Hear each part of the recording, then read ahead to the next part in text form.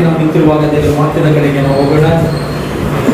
1 ಸಾಮುವೇಲ 28ನೇ ಅಧ್ಯಾಯ 15ರಿಂದ 20ನೇ ವಾಕ್ಯ ತನಕ ನಾವು ಓದ್ಕೊಳ್ಳೋಣ. 1 Samuel chapter 28, 15 to 20. ಆಗ ಸಮುವೇಲನು ಸೌಲನಿಗೆ, ನೀನು ನನ್ನನ್ನು ಏರಿ ಬರಮಾಡಿ ಯಾಕೆ ವಿಶ್ರಾಂತಿಯನ್ನು ಕೆಡಿಸಿದಿ ಅಂದನು. ಅದಕ್ಕೆ ಸೌಲನು, ನಾನು ಬಹಳ ಇಕ್ಕಟ್ಟಿನಲ್ಲಿದ್ದೇನೆ, ಯಾಕಂದರೆ ಫಿಲಿಷ್ಟಿಯರು ನನಗೆ ವಿರೋಧವಾಗಿ ಯುದ್ಧ ಮಾಡುತ್ತಾರೆ. ಆದರೆ ದೇವರು ನನ್ನನ್ನು ಬಿಟ್ಟು ಹೋದನು. ಆತನು ಪ್ರವಾದಿಗಳ ಮುಖಾಂತರವಾದರೂ ಸ್ವಪ್ನದ ಮುಖಾಂತರವಾದರೂ ನನಗೆ ಪ್ರತ್ಯುತ್ತರ ಕೊಡಲಿಲ್ಲ. ಆದುದರಿಂದ ನಾನು ಮಾಡಬೇಕಾದದನ್ನು ನೀನು ತಿಳಿಸುವ ಹಾಗೆ ನಿನ್ನನ್ನು ಕರೆಸಿದನು ಅಂದನು. ಸಮುವೇಲನು ಅವನಿಗೆ, ಕರ್ತನು ನಿನ್ನನ್ನು ಬಿಟ್ಟು ಹೋಗಿ ನಿನಗೆ ಶತ್ರುವಾಗಿರುವಾಗ ನೀನು ನನ್ನನ್ನು ಕೇಳುವುದು ಯಾಕೆ? ಕರ್ತನು ನನ್ನ ಮುಖಾಂತರ ಹೇಳಿದ ಹಾಗೆಯೇ ನಿನಗೆ ಮಾಡಿದ್ದಾನೆ. ಕರ್ತನು ರಾಜ್ಯವನ್ನು ನಿನ್ನ ಕೈಯಿಂದ ತೆಗೆದುಕೊಂಡು ಅದನ್ನು ನಿನ್ನ ನೆರೆಯವನಾದ ದಾವೀದನಿಗೆ ಕೊಟ್ಟನು. ನೀನು ಕರ್ತನ ಮಾತನ್ನು ಕೇಳದೆ ಅಮಾಲೇಕ್ಯರ ಮೇಲೆ ಇದ್ದ ಆತನ ಉಗ್ರ ಕೋಪವನ್ನು ತೀರಿಸದೆ ಹೋದ್ದರಿಂದ ಕರ್ತನು ಈ ದಿವಸದಲ್ಲಿ ನಿನಗೆ ಹೀಗೆ ಮಾಡಿದನು. ಮತ್ತು ಕರ್ತನು ನಿನ್ನನ್ನು ಸಹಿತವಾಗಿ ಇಸ್ರಾಯೇಲನ್ನು ಫಿಲಿಷ್ಟಿಯರ ಕೈಯಲ್ಲಿ ಒಪ್ಪಿಸಿಕೊಡುವನು. ನಾಳೆ ನೀನು ನಿನ್ನ ಕುಮಾರರು ನನ್ನ ಸಂಗಡ ಇರುವಿರಿ. ಕರ್ತನು ಇಸ್ರಾಯೇಲ್ ಸೈನ್ಯವನ್ನು ಫಿಲಿಷ್ಟಿಯರ ಕೈಯಲ್ಲಿ ಒಪ್ಪಿಸಿಕೊಡುವನು ಅಂದನು.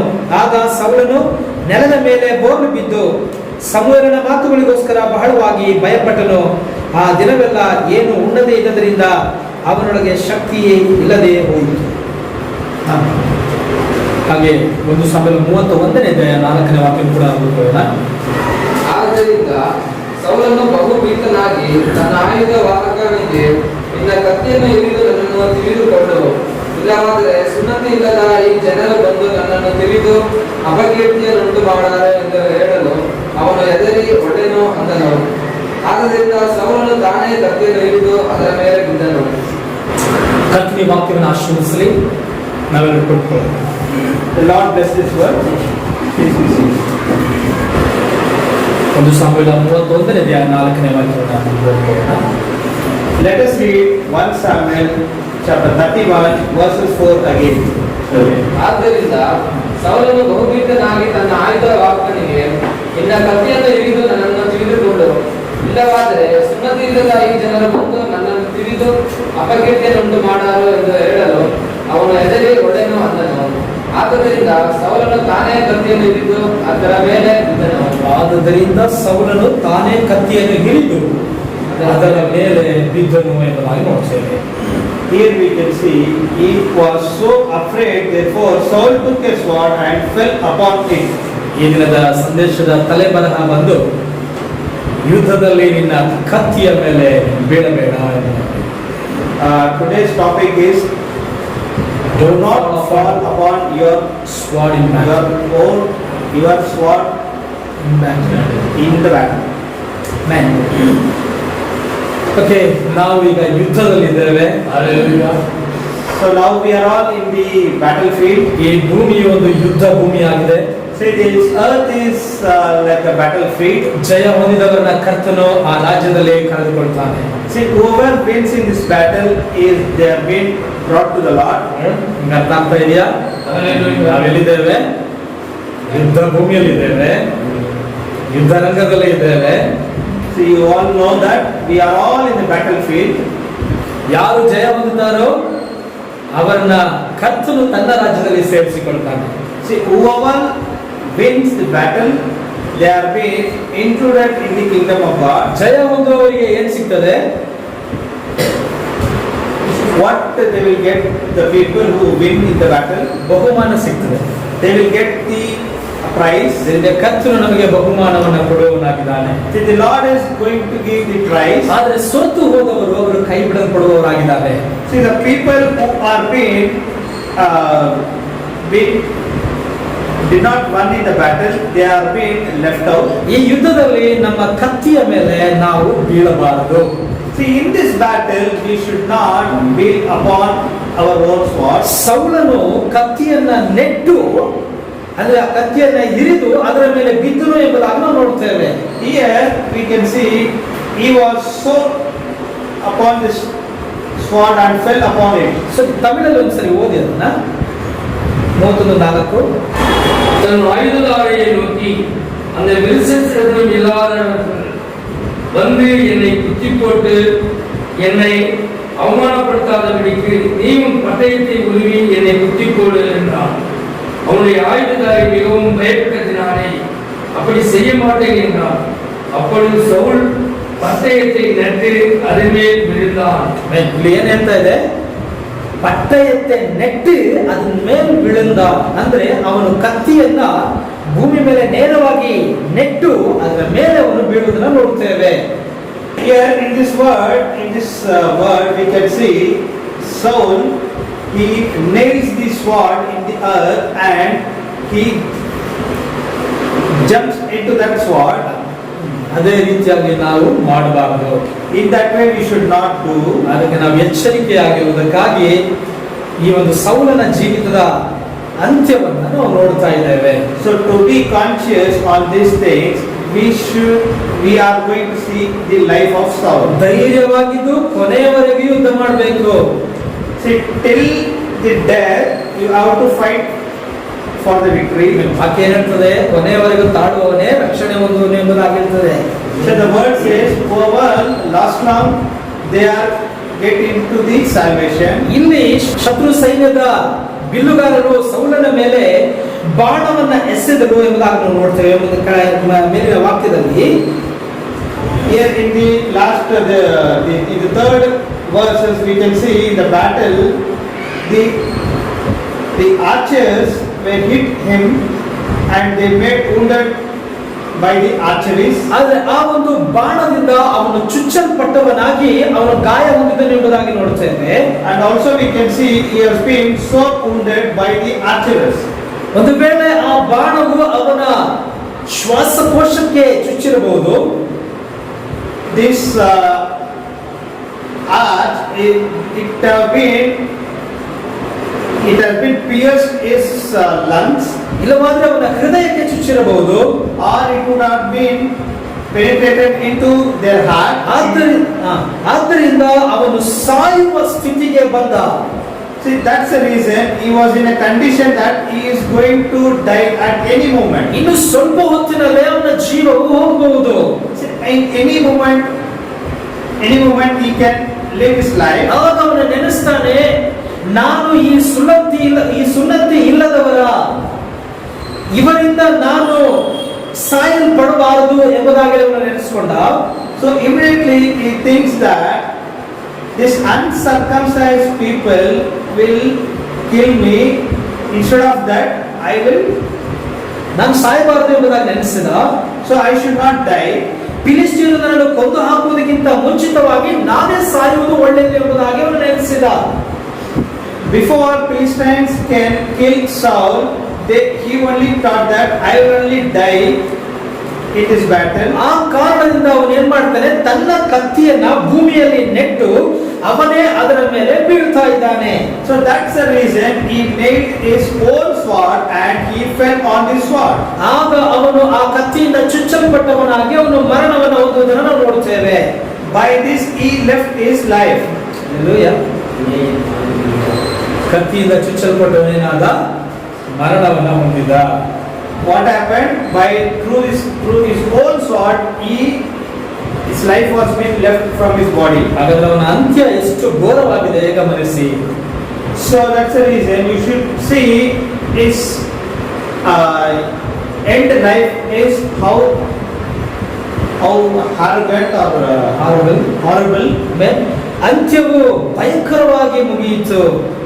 And his end life it is very dangerous. Amen.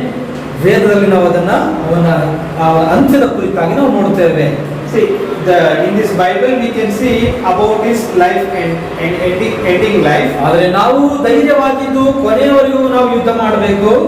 That's the reason we should fight till our life ends. ಯುದ್ಧವು ತೀಕ್ಷ್ಣವಾಗಿದ್ರೂ ಕೂಡ, ಅದು ಬಲಗೊಂಡಿದ್ರೂ ಕೂಡ ತೀವ್ರವಾಗಿ ನಾವು ಯುದ್ಧವನ್ನು ನಾವು ಮಾಡಬೇಕಾಗಿದೆ. Though the battle is very furious, very dangerous, still we have to be strength enough to fight this battle. ನಮ್ಮ ಕರ್ತನು ಒಳ್ಳೆಯವನಾಗಿದ್ದಾನೆ. See, our Lord is very good. ಆತನ ವಾಕ್ಯಗಳು ಸತ್ಯವಾಗಿದೆ. See, His word is very true. ನಾವು ಕರ್ತನ ವಾಕ್ಯಕ್ಕೆ ವಿಧೇಯರಾಗಿ ನಡೆದರೆ ಎಷ್ಟೋ ಆಶೀರ್ವಾದ ನಮಗೆ ಇದರಲ್ಲಿ ಸಿಗ್ತದೆ. See, if we follow each and every word which has been spoken by the Lord, we will be getting the blessings in as He has been told to us. ನಾನು ಮಾತನಾಡ್ತಿರುವಂತ ಈ ವಿಷಯ ಆತ್ಮಿಕ ಯುದ್ಧದ ಬಗ್ಗೆ ನಾನು ಹೇಳ್ತಾ ಇದ್ದೇನೆ. See, now we are been speaking about the spiritual battle. ನಾವು ಈ ಆತ್ಮಿಕ ಯುದ್ಧದಲ್ಲಿ ಜಯವನ್ನ ಹೊಂದಬೇಕಾದ್ರೆ, ಅದರಲ್ಲಿ ಆಶೀರ್ವಾದವನ್ನ ನಾವು ಪಡೆದುಕೊಳ್ಳಬೇಕಾದ್ರೆ ನಾವು ಮಾಡಬೇಕಾದಂತ ಕೆಲವೊಂದು ಕರ್ತವ್ಯಗಳು ಉಂಟು. See, if we have to win in this spiritual battle, we have to follow some laws. ನಾವೇನ್ ಮಾಡಬೇಕು? ನಾವು ವೇದವನ್ನ ಓದಿ ಪ್ರಾರ್ಥಿಸಬೇಕು ದಿನನಿತ್ಯ. So what we must do, we must daily read the Bible and praise and worship. Amen. ನಾವು ಅದನ್ನ ಏನ್ ಮಾಡಬೇಕು? ಪ್ರಾರ್ಥನೆ ಮಾಡಬೇಕು, ವೇದವನ್ನು ಓದಬೇಕು, ಪ್ರಾರ್ಥನೆ ಮಾಡುವಂತ ಅಭ್ಯಾಸ ನಮಗೆ ಇರಬೇಕು. So we should practice the praying and reading the Bible every day. ಈ ದಿನದ ಸಂದೇಶಕ್ಕೆ ನಾವು ಸೂಕ್ಷ್ಮ ಉಳ್ಳವರಾಗಿರಬೇಕು. See, according to today's message, we should be very keen to that. Amen. ಕರ್ತನು ನಮ್ಮೊಂದಿಗೆ ಮಾತನಾಡುವಾಗ ಆತನ ಮಾತನ್ನು ನಾವು ತಿರಸ್ಕರಿಸಬಾರದು. When the Lord is speaking to us, we should not reject His word. Amen. ನಮ್ಮ ಕರ್ತನು ಪರಿಶುದ್ಧಾತ್ಮನು ಮಾತನಾಡುವಾಗ ನಮ್ಮ ಹೃದಯವನ್ನ ನಾವು ಕಠಿಣ ಮಾಡಿಕೊಳ್ಳಬಾರದು. If the Holy Spirit speak to us, we should not be stiff-necked to the word. ನಾವು ದೇವರ ವಾಕ್ಯಕ್ಕೆ ವಿಧೇಯರಾದರೆ ನಮ್ಮ ಜೀವಿತ ಆ ಸೌಲನ ಜೀವಿತದ ಹಾಗೆ ಮುಕ್ತಾಯವಾಗೋದಿಲ್ಲ. If we are being walking according to the word, we will not be in a condition of how Saul died. ನಮ್ಮ ಜೀವಿತ ಮಹಿಮೆಯುಳ್ಳ ಜೀವಿತವಾಗಿರುತ್ತದೆ. See, our life will be a miraculous life. Amen. ನಮಗೆಲ್ಲರಿಗೂ ಗೊತ್ತು, ನಾವೆಲ್ಲರೂ ನಮ್ಮ ತಂದೆ ತಾಯಿಯವರ ಮೂಲಕವಾಗಿ ನಾವು ಈ ಲೋಕಕ್ಕೆ ಬಂದಿದ್ದೇವೆ. So we all know that we all come by our parents. ಕರ್ತನು ನಮ್ಮನ್ನು ಆ ರೀತಿಯಾಗಿ ತಂದಿದ್ದಾನೆ. The Lord has been brought like that. ಒಂದು ಕುಟುಂಬದಲ್ಲಿ ನಮ್ಮನ್ನು ಇಟ್ಟಿದ್ದಾನೆ. He has been kept in a family. ನಾವೊಂದು ಸಮಯದಲ್ಲಿ ಜೀವಿಸ್ತಾ ಇದ್ದೇವೆ. We are living in a season. ವಾಕ್ಯವು ನಮ್ಮನ್ನ ಸಂಧಿಸಿದೆ. The word has been touched us. ನಾವು ಅದನ್ನು ಅಂಗೀಕರಿಸಿಕೊಳ್ಳುವಾಗ ನಾವೇನಾಗಿದ್ದೇವೆ? ರಕ್ಷಿಸಲ್ಪಟ್ಟಿದ್ದೇವೆ. When we receive that word and we are being anointed, ರಕ್ಷಿಸಲ್ಪಟ್ಟಿದ್ದೇವೆ. we are being saved. Amen. ವಾಕ್ಯ ಏನ್ ಹೇಳ್ತದೆ? ಯಾರ್ಯಾರು ಆತನನ್ನು ಅಂಗೀಕರಿಸಿದರೋ, ಆತನ ಹೆಸರಿನಲ್ಲಿ ನಂಬಿಕೆ ಇಟ್ಟರೋ ಅವರು ದೇವರ ಮಕ್ಕಳಾಗುವ ಅಧಿಕಾರ ಕೊಟ್ಟನು ಎಂಬುದಾಗಿ ಹೇಳಿ ನಾವು ಯೋಹಾನ ಬರೆದ ಸುವಾರ್ತೆಯಲ್ಲಿ ನಾವು ನೋಡ್ತೇವೆ. See, in the John chapter, it's been told that whoever receives the word, they are being accepted and they are very close to the kingdom of God. Amen. ಯೋಹಾನ ಬರೆದ ಸುವಾರ್ತೆ 1ನೇ ಅಧ್ಯಾಯ 12ನೇ ವಾಕ್ಯವನ್ನು ಓದ್ಕೊಳ್ಳಿ. John 1:12. John 1:12. ಯಾರು ಆತನನ್ನು ಅಂಗೀಕರಿಸಿದರೋ, ಹಾ. ಅಂದರೆ ಆತನ ಹೆಸರಿನಲ್ಲಿ ನಂಬಿಕೆ ಇಟ್ಟರೋ, ಅವರಿಗೆ ದೇವರ ಮಕ್ಕಳಾಗುವ ಅಧಿಕಾರ ಕೊಟ್ಟನು. ಯಾರಿಗೆ ದೇವರ ಮಕ್ಕಳಾಗುವ ಅಧಿಕಾರ ಸಿಕ್ಕಿದೆ? See here, who are the peoples who get the power to receive this word? ಯಾರು ರಕ್ಷಿಸಲ್ಪಟ್ಟಿದ್ದಾರೆ? Who are being saved? ದೇವರ ಮಕ್ಕಳಾಗುವುದಂತ ಹೇಳಿದ್ರೆ ಏನರ್ಥ? What is this? The sons of God. Amen. ದೇವರ ಮಕ್ಕಳಾಗಬೇಕಂತ ಹೇಳಿದ್ರೆ ಅವರು ರಕ್ಷಿಸಲ್ಪಟ್ಟವರಾಗಿರಬೇಕು.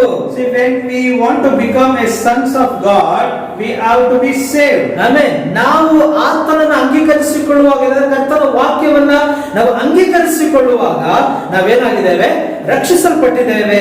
See, if we receive the word, we are being saved by God. ಅಷ್ಟೇ ಕರ್ತನಾದ ಯೇಸು ಕ್ರಿಸ್ತನ ಹೆಸರಿನಲ್ಲಿ ದೀಕ್ಷಾ ಸ್ನಾನವನ್ನ ನಾವು ಹೊಂದಿ ಪರಿಶುದ್ಧಾತ್ಮನನ್ನು ನಾವು ಪಡೆದುಕೊಂಡಿದ್ದೇವೆ. And also we are being baptized in the name of Lord Jesus Christ, and also we have been received the Holy Spirit. ಈಗ ಆತ್ಮಿಕ ಜೀವಿತವನ್ನ ನಾವು ಜೀವಿಸ್ತಾ ಇದ್ದೇವೆ. So we are been living a spiritual life. ಆಮೇಲೆ ಕರ್ತನು ನಮಗೆ ಅನೇಕ ವಾಗ್ದಾನಗಳನ್ನ ಈ ವೇದದಲ್ಲಿ ನಮಗೆ ಇಟ್ಟಿದ್ದಾನೆ. See, in this Bible many blessings are being noted for us. ಅದನ್ನ ಒಂದೊಂದನ್ನು ನಮ್ಮ ಜೀವಿತದಲ್ಲಿ ನಾವು ಅಳವಡಿಸಿಕೊಳ್ಳಬೇಕು. Each and every blessing should be it should be made to our freedom. ಆಮೇಲೆ ನಾವು ನಮ್ಮ ಪರಿಸ್ಥಿತಿಯು ಹದಗೆಟ್ಟಿರುವಾಗ ನಮ್ಮ ಪರಿಸ್ಥಿತಿ ಘೋರವಾಗಿರುವಾಗ ನಾವು ಕರ್ತನ ಒಂದೊಂದು ವಾಗ್ದಾನಗಳನ್ನ ನಾವು ನೋಡಬೇಕಾಗಿದೆ.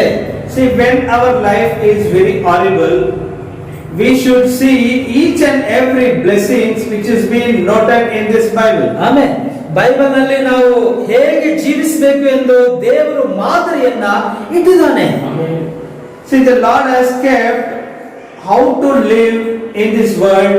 Everything is being noted in this Bible. ಅದನ್ನ ನಮ್ಮ ಜೀವಿತದಲ್ಲಿ ನಾವು ಅಳವಡಿಸಿಕೊಳ್ಳಬೇಕು. So we have to follow and walk in our life. ನಾವು ಅನೇಕ ಅದ್ಭುತಗಳನ್ನ ನಮ್ಮ ಜೀವಿತದಲ್ಲಿ ನಾವು ಕಾಣುತ್ತೇವೆ. ಹಾಗಿದ್ದರೆ So when we follow these things, we can see many miraculous things in our life. ನಮ್ಮ ಕೈಗಳಲ್ಲಿರುವಂತಹ ಈ ಒಂದು ಪುಸ್ತಕ ಇದೊಂದು ಪ್ರವಾದನೆಯ ಪುಸ್ತಕವಾಗಿದೆ. So the book which we have in our hand, this is a prophetic ಆಮೇಲೆ book. ನಮ್ಮ ಕುರಿತು Bible ಪ್ರವಾದನೆಯನ್ನು ನುಡಿದಿದೆ. See, the Bible has been prophesied about us.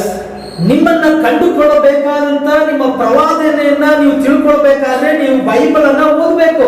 See, if you want to identify yourselves in this Bible, you have to read the Bible. ಈ ದಿನಗಳಲ್ಲಿ ಅನೇಕ ಎಲ್ಲೋ ಒಂದ್ ಕಡೆ ಪ್ರವಾದನೆ ಹೇಳಿದ್ರು ಅಂತ ಹೇಳಿದ್ರೆ ಅನೇಕ ಜನರು ಅಲ್ಲಿ ಓಡೋಗ್ತಾರೆ. See, in these days, the people are being seeing, if they see that if anyone gives any prophecy, everyone are running back to that prophecy. ಯಾಕೆ ಓಡೋಗ್ತಾರೆ? ಕಾರಣ ಅವರು ಬೈಬಲ್ ಅನ್ನ ಓದುತ್ತಾ ಇಲ್ಲ, ಅವರಿಗೆ ಬೈಬಲ್ ಬಗ್ಗೆ ಅವರಿಗೆ ಗೊತ್ತಿಲ್ಲ. Why they are running back of them? Because they are not reading the Bible and they are not known to the Bible. ವಾಕ್ಯವನ್ನ ಸರಿಯಾಗಿ ಅವರು ಅರ್ಥ ಮಾಡಿಕೊಳ್ತಾ ಇಲ್ಲ. See, they are not understanding the Bible. ಆದ್ರೆ ನಾವು ಓಡುವಂತ ಅವಶ್ಯಕತೆ ಇಲ್ಲ. See, but we are not required to run behind this prophecy. ಕ್ರಿಸ್ತನು ಅಲ್ಲಿದ್ದಾನೆ ಇಲ್ಲಿದ್ದಾನೆ ಅಂತ ಓಡುವಂತ ಅವಶ್ಯಕತೆ ಇಲ್ಲ. We need not to run here and there that Christ is here, Christ is there. ಆ ಕೂಟಕ್ಕೆ ಹೋದ್ರೆ ನನಗೆ ಸ್ವಸ್ಥವಾಗುತ್ತೆ, ಈ ಕೂಟಕ್ಕೆ ಹೋದ್ರೆ ನನಗೆ ಗುಣವಾಗುತ್ತೆ, ಅದೆಲ್ಲ ಏನು ಇಲ್ಲ. We should not be back of these any of these gatherings that if I go to this gathering my sickness will go off. It is not all necessary. ಅಲ್ಲಿ ಅದ್ಭುತ ನಡೆಯುತ್ತೆ, ಇಲ್ಲಿ ಅದ್ಭುತ ನಡೆಯುತ್ತೆ ಅಂತ ಜನರು ಓಡ್ತಾನೇ ಇದ್ದಾರೆ. See, the people are running behind these miracle things here and there. ಅನೇಕರು ಏನ್ ಮಾಡಿದ್ದಾರೆ, ನಾನು ಪ್ರವಾದನೆಗಳನ್ನ ಹೇಳುತ್ತೇನೆ ಅಂತ ಹೇಳಿ ಸುಳ್ಳು ಪ್ರವಾದನೆಗಳನ್ನು ಕೂಡ ಹೇಳಿದ್ದಾರೆ. See, many people are there, they tell that we will give prophecy and they are being telling a lies in their prophecy. ಅನೇಕರು ದೇವರ ವಾಕ್ಯವನ್ನ ಊಹಿಸಿಕೊಂಡು ಸ್ವಂತ ಜ್ಞಾನದಿಂದ ಅವರು ಮಾತನಾಡುವುದನ್ನು ನೋಡುತ್ತೇವೆ. See, many people are there, they are being talking in their own understanding different things in the Bible and they are being talking in this own words. ಆದ್ರೆ ನಮ್ಮ ಕುರಿತಾದಂತ ಪ್ರವಾದನೆ ಅದು ಎಲ್ಲಿದೆ? ಬೈಬಲ್ ನಲ್ಲಿ ಬರೆಯಲ್ಪಟ್ಟಿದೆ. But the prophecy which is being given to us that about us, it is being noted in this Bible. ದೇವರ ವಾಕ್ಯವೇ ಅದು ಪ್ರವಾದನೆಯ ವಾಕ್ಯವಾಗಿದೆ. The Lord's word, it's a prophecy. ನಮ್ಮ ಜೀವಿತದ ಅಂತ್ಯ ಏನು, ನಮ್ಮ ಅಂತ್ಯ ಹೇಗಿರುತ್ತೆ ಎನ್ನುವುದನ್ನ ಬೈಬಲ್ ನಮಗೆ ಸ್ಪಷ್ಟವಾಗಿ ಹೇಳುತ್ತೆ. What is the end life? What will be the output of our life? Everything is being clearly mentioned in this Bible. ಅಂತ್ಯದಲ್ಲಿ ನಾವು ಎಲ್ಲಿ ಹೋಗಿ ಸೇರ್ತೇವೆ ಅನ್ನೋದನ್ನ ಸತ್ಯವೇದದಲ್ಲಿ ಬರೆಯಲ್ಪಟ್ಟಿದೆ. See, at the end where we are going to be there everything is being noted in this Bible. ಈ ಭೂಮಿಯನ್ನು ಬಿಟ್ಟು ಹೋಗುವುದು ಹೇಗಿರುತ್ತೆ ಎಂದು ಮನುಷ್ಯನು ಹಲವು ವಿಧವಾಗಿ ಅವನು ಯೋಚಿಸ್ತಾನೆ. See, people are thinking how we are going out of this world. ಆದರೆ ನಮಗೆ ಎಲ್ಲವನ್ನ ದೇವರ ವಾಕ್ಯವೇ ನಮಗೆ ತಿಳಿಯಪಡಿಸ್ತಾ ಇದೆ.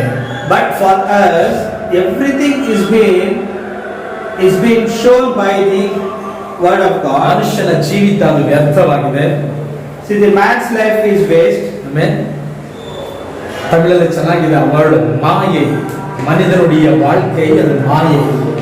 ಮನುಷ್ಯನ ಜೀವಿತ ಅದು ವ್ಯರ್ಥ, ಮಾಯೆಯಾಗಿದೆ.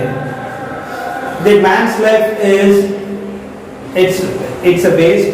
ಕೋಟಿಗಟ್ಟಲೆ ಹಣ ಇಟ್ಕೊಂಡ್ರು ಕೂಡ ಅದನ್ನ ಅನೇಕರು ಅನುಭವಿಸುವುದಕ್ಕೆ ಆಗ್ತಾ ಇಲ್ಲ. See, the people have crores of rupees, but they are not able to enjoy that money.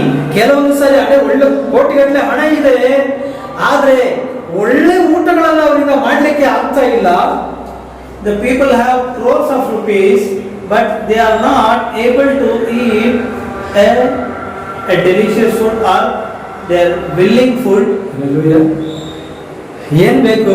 ಊಟ ಮಾಡಬೇಕು, ಬಟ್ಟೆ ಹಾಕೊಳ್ಬೇಕು, ವಸತಿ ಕೆಲಸಗಳು ಅವಶ್ಯವೇ ನಮಗೆಲ್ಲರಿಗೂ ಕೂಡ.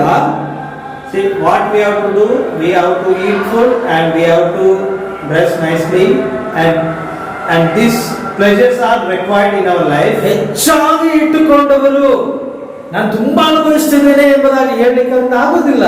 See, the people who have more, they can't tell I am enjoying more. ಮನುಷ್ಯ ಎಷ್ಟನ್ನ ಅನುಭವಿಸಬೇಕು, ಎಷ್ಟನ್ನ ತಿನ್ನಬೇಕು ಅಂತ ಹೇಳಿ ಖರ್ಚನ್ನು ನೇಮಿಸಿಟ್ಟಿದ್ದಾನೆ.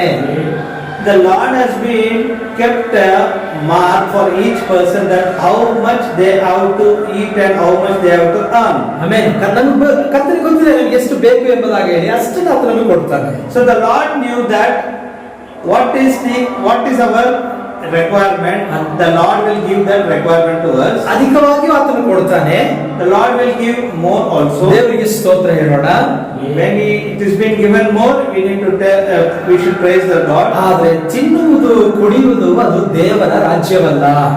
So the eating food or drinking, it is not the kingdom of God. ಆದ್ರೆ ಅದು ನಮಗೆ ನಿತ್ಯ ಜೀವವನ್ನ ತರೋದಿಲ್ಲ. That won't lead to this eternal life. ಒಬ್ಬ ಮನುಷ್ಯನಿಗೆ ಎಷ್ಟು ಆಸ್ತಿ ಇದ್ದರೂ ಅದು ನಿತ್ಯ ಜೀವ ಅಲ್ಲ. If a person have more property, that is not his eternal life. ನಮ್ಮ ವಿದ್ಯಾಭ್ಯಾಸದ ಕುರಿತು ನಾವು ಹೊಗಳಿಕೊಳ್ಳುವುದು ಬೇಡ. See, we should not praise our education. ಅದು ಕೂಡ ಅಳಿದು ಹೋಗುತ್ತದೆ. See, that is also going to fail. ಮನುಷ್ಯನ ಜ್ಞಾನವನ್ನ ದೇವರು ಹುಚ್ಚುತನವಾಗಿ ಮಾಡುತ್ತಾನೆ. See, the Lord can change the human's knowledge into ಹುಚ್ಚುತನವಾಗಿ, in stupidity. ಆಮೇಲೆ ವಿದ್ಯಾಭ್ಯಾಸ ನಮ್ಮೆಲ್ಲರಿಗೂ ಕೂಡ ಅವಶ್ಯವೇ. See, education is very, very essential. ಆದ್ರೆ ಅದು ನಮ್ಮ ಜೀವ ಅಲ್ಲ. But that is not our life. Hallelujah. ಲೋಕ ಪ್ರಕಾರವಾಗಿ ಆರೋಗ್ಯ ಅವಶ್ಯವೇ. See, according to this world, health is very, very essential. ಕುಟುಂಬವು ಕೂಡ ಅವಶ್ಯವೇ. Family is also essential. ಎಲ್ಲವನ್ನು ಕರ್ತನು ಹೇಳಿದ್ದಾನೆ. So everything is being told to us. ಆದ್ರೆ ಒಂದು ವೇಳೆ ಅದರಲ್ಲೇ ಕೆಲವೊಂದು ನಮಗೆ ಸಿಗದೆ ಹೋದ್ರೂ ಕೂಡ ಅದು ನಮಗೆ ಹೆಚ್ಚಾದ ವ್ಯಸನವನ್ನು ಉಂಟು ಮಾಡುವುದಿಲ್ಲ. See, if we do not get these things with full in this world, that won't affect our life anywhere. ಆದ್ರೆ ಮುಖ್ಯವಾದದ್ದು ನಾವು ನಿತ್ಯ ರಾಜ್ಯಕ್ಕೆ ಹೋಗಬೇಕಾಗಿದೆ. The important thing in our life is we have to go to eternal life. ಎತ್ತಲ್ಪಡುವಿಕೆಯಲ್ಲಿ ನಾವು ಪಾಲು ಹೊಂದಬೇಕು. ಇದೇ ಮುಖ್ಯವಾದಂತ ವಿಷಯ. See, the very important thing is in our life is we have to be into the rapture. ನಿತ್ಯವನ್ನ ಕಳೆದುಕೊಂಡ್ರೆ ಈ ಲೋಕದಲ್ಲಿ ಎಷ್ಟೇ ಆಶೀರ್ವಾದ ಹೊಂದಿದ್ರು ಕೂಡ ಎಲ್ಲವೂ ವ್ಯರ್ಥ. See, if we reject the eternal life, if we have many things in this world, everything is waste. ಎಷ್ಟು ಕೋಟಿಗಟ್ಟಲೆ ಹಣ ಇದ್ರು ಎಲ್ಲವೂ ಕೂಡ ವ್ಯರ್ಥ ವ್ಯರ್ಥ ವ್ಯರ್ಥ. See, if you have crores of rupees, everything is waste. ಅದರಿಂದ ನಾವು ಯಾವುದರ ಕುರಿತು ಕೂಡ ಹೊಗಳಿಕೊಳ್ಳೋದಕ್ಕೆ ಆಗೋದಿಲ್ಲ. So that's the reason should not, we cannot praise in any of the things which we have. ನೀವು ಹೊಗಳಬೇಕಾದ್ರೆ ನೀವು ಯಾವುದರ ಕುರಿತಾಗಿ ನೀವು ಹೊಗಳಿಕೊಳ್ತೀರಿ? If we want to praise any things in our life, in which way we have to praise? ನೀವು ಎದಕ್ಕಾಗಿ ನೀವು ಹೊಗಳಬೇಕು? In which thing we have to praise? ನಿಮ್ಮ ಹೊಗಳಿಕೆ ಎಲ್ಲ ಯಾವುದರ ಮೇಲೆ ಇರಬೇಕು? In which point we have to be praised? ಹೊಗಳಿಕೆ ಎಲ್ಲ ಅದು ಕ್ರಿಸ್ತನೇ ಆಗಿರಬೇಕು. Our praises should be only our Lord Jesus Christ. ಅದೇ ನಿತ್ಯವಾದದ್ದು. That is eternal. ಹಲ್ಲೆಲೂಯಾ. ನೆಲೆಯಾಗಿರುವಂತದ್ದು ಅದೇ ಆಗಿದೆ. See, that is the eternal. ಬಾಕಿ ಇರುವಂತ ಎಲ್ಲವೂ ಕೂಡ ಅದು ತಾತ್ಕಾಲಿಕವಾಗಿದೆ. See, other things are not ತಾತ್ಕಾಲಿಕ. other things are temporary. ಆಮೇಲೆ ಲೋಕದ ಜೀವಿತವೇ ವ್ಯರ್ಥ. See, the worldly life is vain. ಲೋಕದ ಜೀವಿತ ಬೇಗನೆ ಮುಗಿದು ಹೋಗ್ಬಿಡುತ್ತೆ. See, the worldly life is going to close very shortly. ಆದರೆ ನಮ್ಮನ್ನು ನಿತ್ಯಕ್ಕಾಗಿ ನಾವು ಸಿದ್ಧ ಮಾಡಿಕೊಳ್ಳಬೇಕು. But we have to get ready for this eternal life. ಅದೇ ಮುಖ್ಯವಾದದ್ದು. That is very, very important. ಲೋಕದಲ್ಲಿ ಜೀವಿಸಬೇಕಾದ್ರೆ ಎಲ್ಲವೂ ಕೂಡ ಅವಶ್ಯವಾಗಿದೆ. See, when we live in this world, everything is essential. ಆದರೆ ನಮ್ಮ ಮುಂದಿನ ಜೀವಿತವನ್ನ ನಾವು ಸಿದ್ಧ ಮಾಡಿಕೊಳ್ಳಬೇಕು. We have to be very anxious about our eternal life. ಇಲ್ಲಿ ನಾವು ಆಶೀರ್ವಾದದ ಜೀವಿತವನ್ನ ಜೀವಿಸಬೇಕು. Here we have to live a blessed full life. ನಾವು ಈ ಭೂಮಿ ಮೇಲೆ ಇರುವಾಗ ನಾವು ಕರ್ತನಲ್ಲಿ ಸಂತೋಷಿಸುವವರಾಗಿರಬೇಕು. When we are in this world, we should be praising the Lord. ನಾವು ಕರ್ತನಲ್ಲಿ ಸಂತೋಷಿಸಲೇಬೇಕು. ಯಾವಾಗಲೂ ಕರ್ತನಲ್ಲಿ ಸಂತೋಷಿಸಿರಿ ಎಂಬುದಾಗಿ ಪೌಲನು ಹೇಳುವುದನ್ನು ನೋಡುತ್ತೇವೆ. See, we see Paul says that we should be happy with the Lord. Amen. ಸೌಲನ ಕುರಿತು ನಾವು ನೋಡೋದಾದ್ರೆ ಇವನು ಇಸ್ರಾಯೇಲಿನಲ್ಲಿ ಮೊದಲನೇ ರಾಜನಾಗಿದ್ದಾನೆ. See, if we see about the Saul, he is the first king in Israel. ಅವನ ತಂದೆಯ ಕಳೆದು ಹೋದಂತ ಕತ್ತೆಯನ್ನ ಹುಡುಕುವುದಕ್ಕಾಗಿ ಅವನು ಮತ್ತು ಅವನ ಕೆಲಸಗಾರನು ಇಬ್ಬರು ಕೂಡ ಹೋಗುವುದನ್ನು ನೋಡ್ತೇವೆ. See, we can see he and his servant searching for the sword of his father. ಆಮೇಲೆ ಕತ್ತೆಗೆ ಅಂದ್ರೆ ಕತ್ತೆಯನ್ನು ಹುಡುಕುವುದಕ್ಕಾಗಿ ಅವನು ಹೋದನು. ಕತ್ತಿ ಅಲ್ಲ ಕತ್ತೆ. Sorry, it is not sword, it is a donkey. Okay. ಅವನ ತಂದೆಯ ಕಳೆದು ಹೋದಂತ ಕತ್ತೆಯನ್ನು ಅವನು ಹುಡುಕುವುದಕ್ಕಾಗಿ ಅವನು ಹೋದನು ಎಂಬುದಾಗಿ ನಾವು ನೋಡ್ತೇವೆ. ಅವನು ಮತ್ತು ಅವನ ಕೆಲಸಗಾರನು Saul and his servant went off searching for the donkey which was been lost by his father. ಕೊನೆಗೆ ಸಮುವೇಲ ಎಂಬ ಪ್ರವಾದಿಯ ಬಳಿಗೆ ಹೋಗುವುದನ್ನು ನೋಡ್ತೇವೆ. Finally he is going to the prophet Samuel. ಆಮೇಲೆ ಅಲ್ಲಿ ಸೌಲನು ಸಮುವೇಲನ ಬಳಿಯಲ್ಲಿ ವಿಚಾರಿಸುವುದಕ್ಕಾಗಿ ಬಂದ ಅವನೊಬ್ಬ ಸೌಲನು ಒಬ್ಬ ಯೌವನಸ್ಥನಾಗಿದ್ದಾನೆ. When Saul met Samuel, Saul was a very young youth man. ಅವನು ತಾನು ರಾಜನಾಗಬೇಕೆಂಬ ಅವನು ಬಯಸಲೇ ಇಲ್ಲ. ತಾನು ರಾಜನಾಗಬೇಕೆಂದು ಬಯಸಲೇ ಇಲ್ಲ. He did not insist to become a king of Israel. ಅವನು ಸುಂದರನಾಗಿದ್ದ. He was very beauty. ಬಲಾಢ್ಯ ಶರೀರವುಳ್ಳವನಾಗಿದ್ದ. He was a good healthy man. ಆರೋಗ್ಯವಂತನಾಗಿದ್ದ. He was healthy man. ಕರ್ತನು ಅವನನ್ನ ಆರಿಸಿಕೊಂಡ. Lord chose him. ಅವನು ಸಮುವೇಲ ಪ್ರವಾದಿಯ ಕೈಯಿಂದ ಅವನು ಅಭಿಷೇಕಿಸಲ್ಪಟ್ಟ. By the prophet Samuel he was being anointed. ಅಭಿಷೇಕಿಸಲ್ಪಟ್ಟು ರಾಜ ಎನ್ನುವಂತ ಸ್ಥಾನಕ್ಕೆ ಬಂದ. He was being anointed as a king in Israel. ಈಗ ಗಮನಿಸಿ, ಈ ಸೌಲನ ಜೀವಿತದ ಆರಂಭ ಹೇಗಿದೆ? ಒಳ್ಳೆಯದಾಗಿದೆ. See, initially Saul's life is very beautiful. ದೊಡ್ಡ ಒಂದು ಸ್ಥಾನಕ್ಕೆ ಅವನು ಬಂದಿದ್ದಾನೆ. He has been raised to a highest place. ಇವನಿಗೆ ಯಾವ ಒಂದು ನಾನು ರಾಜನಾಗ್ತೇನೆ ಎಂಬಂತ ಯಾವ ಒಂದು ಆಸೆಯೂ ಇರಲಿಲ್ಲ, ಅದರ ಕುರಿತಾಗಿ ಯಾವ ಮೋಹವೂ ಕೂಡ ಇರಲಿಲ್ಲ. See, he did not have any ಆಸೆ, ಆಕಾಂಕ್ಷೆ, ಬಯಕೆ ಯಾವುದು ಕೂಡ ಅವನಿಗೆ ಇರಲಿಲ್ಲ. he did not have any insistence or any request that he is going to be like a king. ಅವನಿಗೆ ಯಾರಿಗೂ ಸಿಗದಂತ ಒಂದು ಭಾಗ್ಯ ಅವನಿಗೆ ಸಿಕ್ತು. He has been got a opportunity that no one person in Israel received. ಆದ್ರೆ ಕೊನೆಯ ದಿನಗಳನ್ನ ನಾವು ನೋಡುವಾಗ ಅದು ತುಂಬಾ ಭಯಾನಕವಾಗಿದೆ. When we see his end age or end life of his Saul, his life was very horrible, very dangerous. ಆರಂಭ ಒಳ್ಳೆಯದಾಗಿದ್ದರೂ ಅಂತ್ಯ ಹೇಗಿರಬೇಕು? ಅಂತ್ಯವೂ ಕೂಡ ಅದು ಆಶೀರ್ವಾದವಾಗಿರಬೇಕು, ಅದು ಒಳ್ಳೆಯದಾಗಿ ಇರಬೇಕು. See the starting, if you see a man's life starts in a good manner or blessed manner, the same way his life ending should be also in a blessed manner and beautiful manner. ಆರಂಭ ಅಲ್ಪವಾಗಿದ್ದರೂ ಮುಕ್ತಾಯವೂ ಅದು ಪರಿಪೂರ್ಣವಾಗಿರಬೇಕು, ಅದು ಒಳ್ಳೆಯದಾಗಿರಬೇಕು.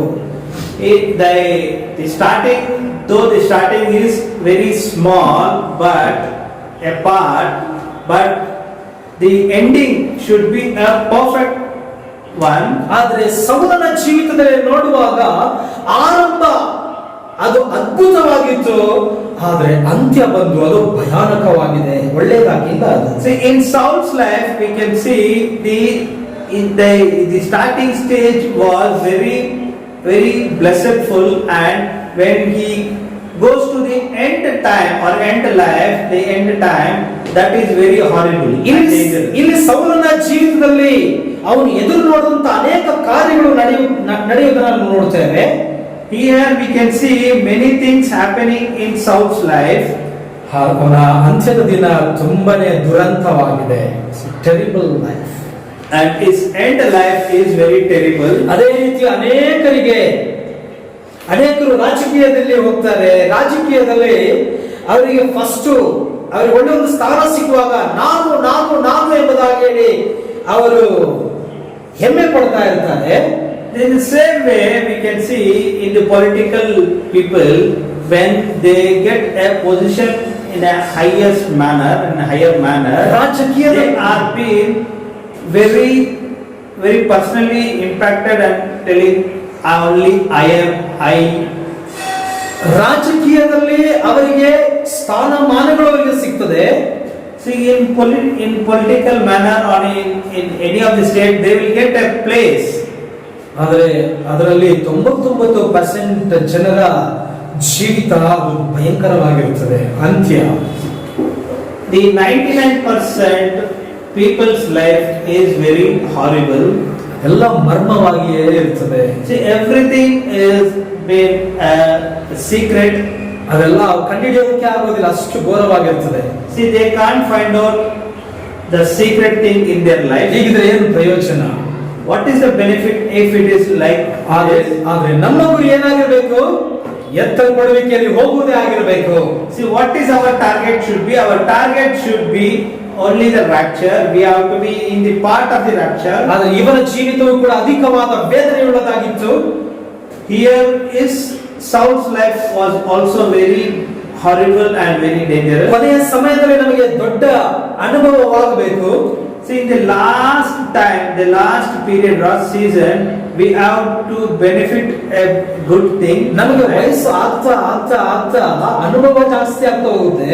When we become age, we are getting many experiences. Understanding ನಮಗೆ ಜಾಸ್ತಿ ಆಗ್ತಾ ಹೋಗುತ್ತೆ. We get more understanding. Hallelujah. ನಾವು ಮೊದಲು ಸಂದೇಶಕ್ಕೆ ಬಂದಾಗ ನಾವು ಹೇಗಿದ್ವಿ, ಈಗ ಹೇಗಿದ್ದೀವಿ? Initially, when we come into the message, how we were and how we are now. ವಯಸ್ಸಾಗುತ್ತಾ ಯೇಸು ಕ್ರಿಸ್ತನ ಅಧಿಕವಾಗಿ ನಾವು ಪ್ರೀತಿಸ್ತೇವೆ.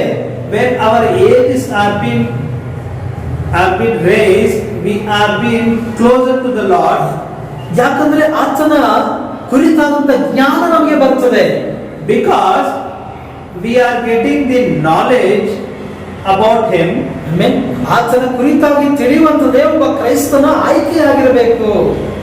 To knowing the Lord Jesus, that is the only opportunity for a Christian. ಅನೇಕರಿಗೆ ನನಗೆಲ್ಲ ಗೊತ್ತು ಎಂಬುದನ್ನು ನೆನೆಸ್ತಾರೆ, ಆದ್ರೆ ಅವ್ರಿಗೆ ಏನು ಗೊತ್ತಿಲ್ಲ. See, many people will tell that I know everything, but the people doesn't know anything. ಕರ್ತನು ತನ್ನ ವಾಕ್ಯಕ್ಕೆ ಭಯಪಡುವವರನ್ನ ಹೇಗೆ ನಡೆಸ್ತಾನೆ? ಹಸುರಾದ ಸ್ಥಳಗಳಲ್ಲಿ ನಡೆಸ್ತಾನೆ ಎಂಬುದಾಗಿ ಹೇಳಿ ಕೀರ್ತನೆ 23ರಲ್ಲಿ ನಾವು ನೋಡ್ತೇವೆ. See, we can see in Psalms 23, He will lead us in the greenery place. ಆಮೇಲೆ ಕುರುಬ ಯಾವತ್ತು ಕುರಿಗಳನ್ನ ಒಣಗಿದ ನೆಲಕ್ಕೆ ಅವನ್ನ ನಡೆಸೋದಿಲ್ಲ. See, always shepherd does not lead his sheep to a barren land. ಆಮೇಲೆ ಅವನು ಯಾಕೆ ಅದನ್ನ ಒಳ್ಳೆ ನೆಲದಲ್ಲಿ, ನಾವು ಹಸುರಾದ ನೆಲದಲ್ಲಿ ಅವನು ಕುರಿಗಳನ್ನ ನಡೆಸ್ತಾನೆ ಅಂತ ಹೇಳಿದ್ರೆ ಅದು ಅವನಿಗೆ ಆದಾಯವನ್ನು ತರಬೇಕಾಗಿದೆ. Why the shepherd leads this person, its sheep in a greenery place? Because when he leads, he can get a profit. ಅದೇ ರೀತಿ ಕರ್ತನು ತನ್ನ ವಾಕ್ಯಕ್ಕೆ ಭಯಪಡುವವರನ್ನ ಆತನ ಹಸುರಾದ ಸ್ಥಳಗಳಲ್ಲಿ ಆತನು ನಡೆಸುವವನಾಗಿದ್ದಾನೆ. When we fear to the Lord, we will also be in the green pastures. ಸಮೃದ್ಧಿಯಾಗಿರುವಂತೆ ಆತನು ಮಾಡುತ್ತಾನೆ. He will make us very blessedful. ಆಗ ನಮ್ಮ ಜೀವಿತ ಅದು ಸಮಾಧಾನವಾಗಿರುತ್ತದೆ.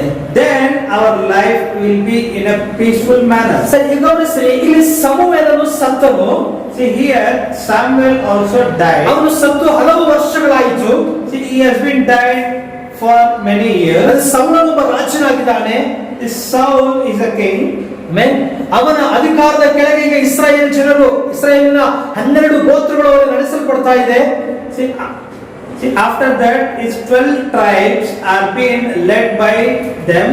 ಕೊನೆಯ ಸಮಯದಲ್ಲಿ ಯುದ್ಧದಲ್ಲಿ ಅವನು ಜಯಿಸುತ್ತೇನೆಂಬ ನಂಬಿಕೆ ಅವನು ಕಳ್ಕೊಂಡು ಬಿಟ್ಟಿದ್ದ ಸೌಲನು. Saul lost his hope that he will win this battle. ಯಾಕಂದ್ರೆ ಅವನ ಪರಿಸ್ಥಿತಿ ತುಂಬಾ ಮೋಸಕರವಾಗಿತ್ತು. Because his situation is very bad. ಆದ್ರೆ ಅವನು ತಿಳಿದಿದ್ದ, ನನ್ನ ಜ್ಞಾನದಿಂದ ನಾನು ಸೈತಾನನನ್ನ ಗೆಲ್ಲುವುದಕ್ಕೆ ಆಗುವುದಿಲ್ಲ ಎಂಬುದಾಗಿ ಅವನು ತಿಳ್ಕೊಂಡಿದ್ದ. And he knew that in his own knowledge that he cannot win the Satan by his own knowledge. ಅವನ ಜ್ಞಾನದಿಂದ ಫಿಲಿಸ್ಟಿಯರನ್ನ ಗೆಲ್ಲುವುದಕ್ಕೆ ಸಾಧ್ಯ ಇಲ್ಲ. By his own knowledge he cannot win the Philistines. ಅದರಿಂದ ಅವನಿಗೆ ಈಗ ದೈವಿಕ ಹಸ್ತಕ್ಷೇಪವಾಗಬೇಕು. So he want to have a spiritual strength for him. Divine intervention. ಅವನು ಅದನ್ನು ಎದುರು ನೋಡ್ತಾ ಇದ್ದ. See, he was expecting for the divine intervention. ಆಮೇಲೆ ಈ ಸಮಸ್ಯೆಗಳನ್ನ ಮನುಷ್ಯನಿಂದ ತೆಗೆಯುವುದಕ್ಕೆ ಸಾಧ್ಯ ಇಲ್ಲ ಎಂಬುದನ್ನು ಅವನು ತಿಳ್ಕೊಂಡಿದ್ದ. So these things cannot be taken by any of the man. ಅನೇಕ ಸಾರಿ ಅನೇಕ ಸಮಸ್ಯೆಗಳು ಎದುರಾಗುವಾಗ ಅದು ಯಾವ ಮನುಷ್ಯನಿಂದಲೂ ಕೂಡ ಬಗೆಹರಿಸುವುದಕ್ಕೆ ಸಾಧ್ಯವಿರುವುದಿಲ್ಲ. See, many of the things which is been very confused in our lives that cannot be cleared by any of the man. ಆ ಸಮಯದಲ್ಲಿ ನಾವು ಮೊರೆ ಹೋಗಬೇಕಾಗಿರುವುದು ಅದು ಕರ್ತನೇ ಆಗಿದೆ. At that time we have to go to the Lord only. ಈಗ ಸೌಲನು ಅಂದ್ಕೊಳ್ತಾ ಇದ್ದಾನೆ, ಈಗ ನನಗೆ ದೇವರ ದೈವಿಕ ಹಸ್ತಕ್ಷೇಪವಾಗಬೇಕು. So now the Saul thinks that he should have a divine intellectual. ದೇವರು ಇಲ್ಲಿ ನನ್ನ ಮಧ್ಯದಲ್ಲಿ ಬಂದರೆ ಮಾತ್ರವೇ ನನ್ನ ಸಮಸ್ಯೆಯನ್ನ ತೆಗೆದುಹಾಕಲಿಕ್ಕೆ ಸಾಧ್ಯ.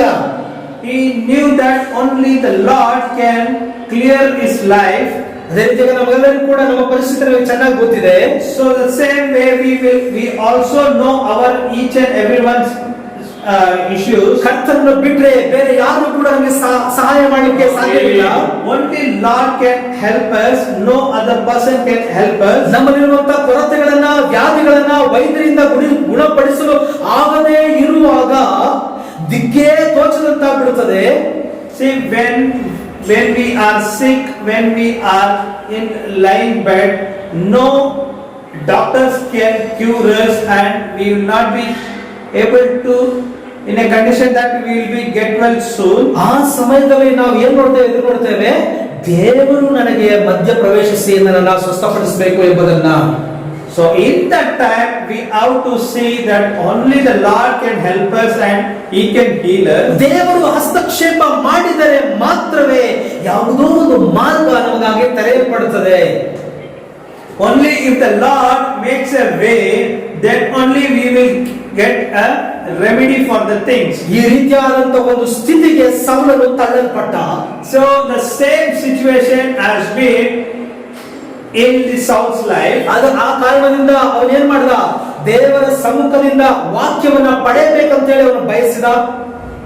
In that reason, in that situation, he was insisting in his life that only the spiritual blessing or spiritual strength should be present in that time. ದೇವರ ವಾಕ್ಯ ನನಗೆ ಸಿಕ್ಕಿದ್ರೆ ಸಾಕು ಎಂಬುದನ್ನು ಅವನು ಎದುರು ನೋಡ್ತಾ ಇದ್ದಾನೆ. He was expecting that only the Lord's word can satisfy me. Amen. ಅದೇ ರೀತಿ ನಮಗೆ ಏನಾದರೂ ಸಮಸ್ಯೆಗಳು ತೊಂದರೆಗಳು ಎದುರಾಗುವಾಗ ಕರ್ತನೇ ನನಗೆ ನಿನ್ನ ವಾಕ್ಯವನ್ನು ತೋರಿಸು ಎಂಬುದಾಗಿ ನಾವು ಕೂಗುತ್ತೇವೆ.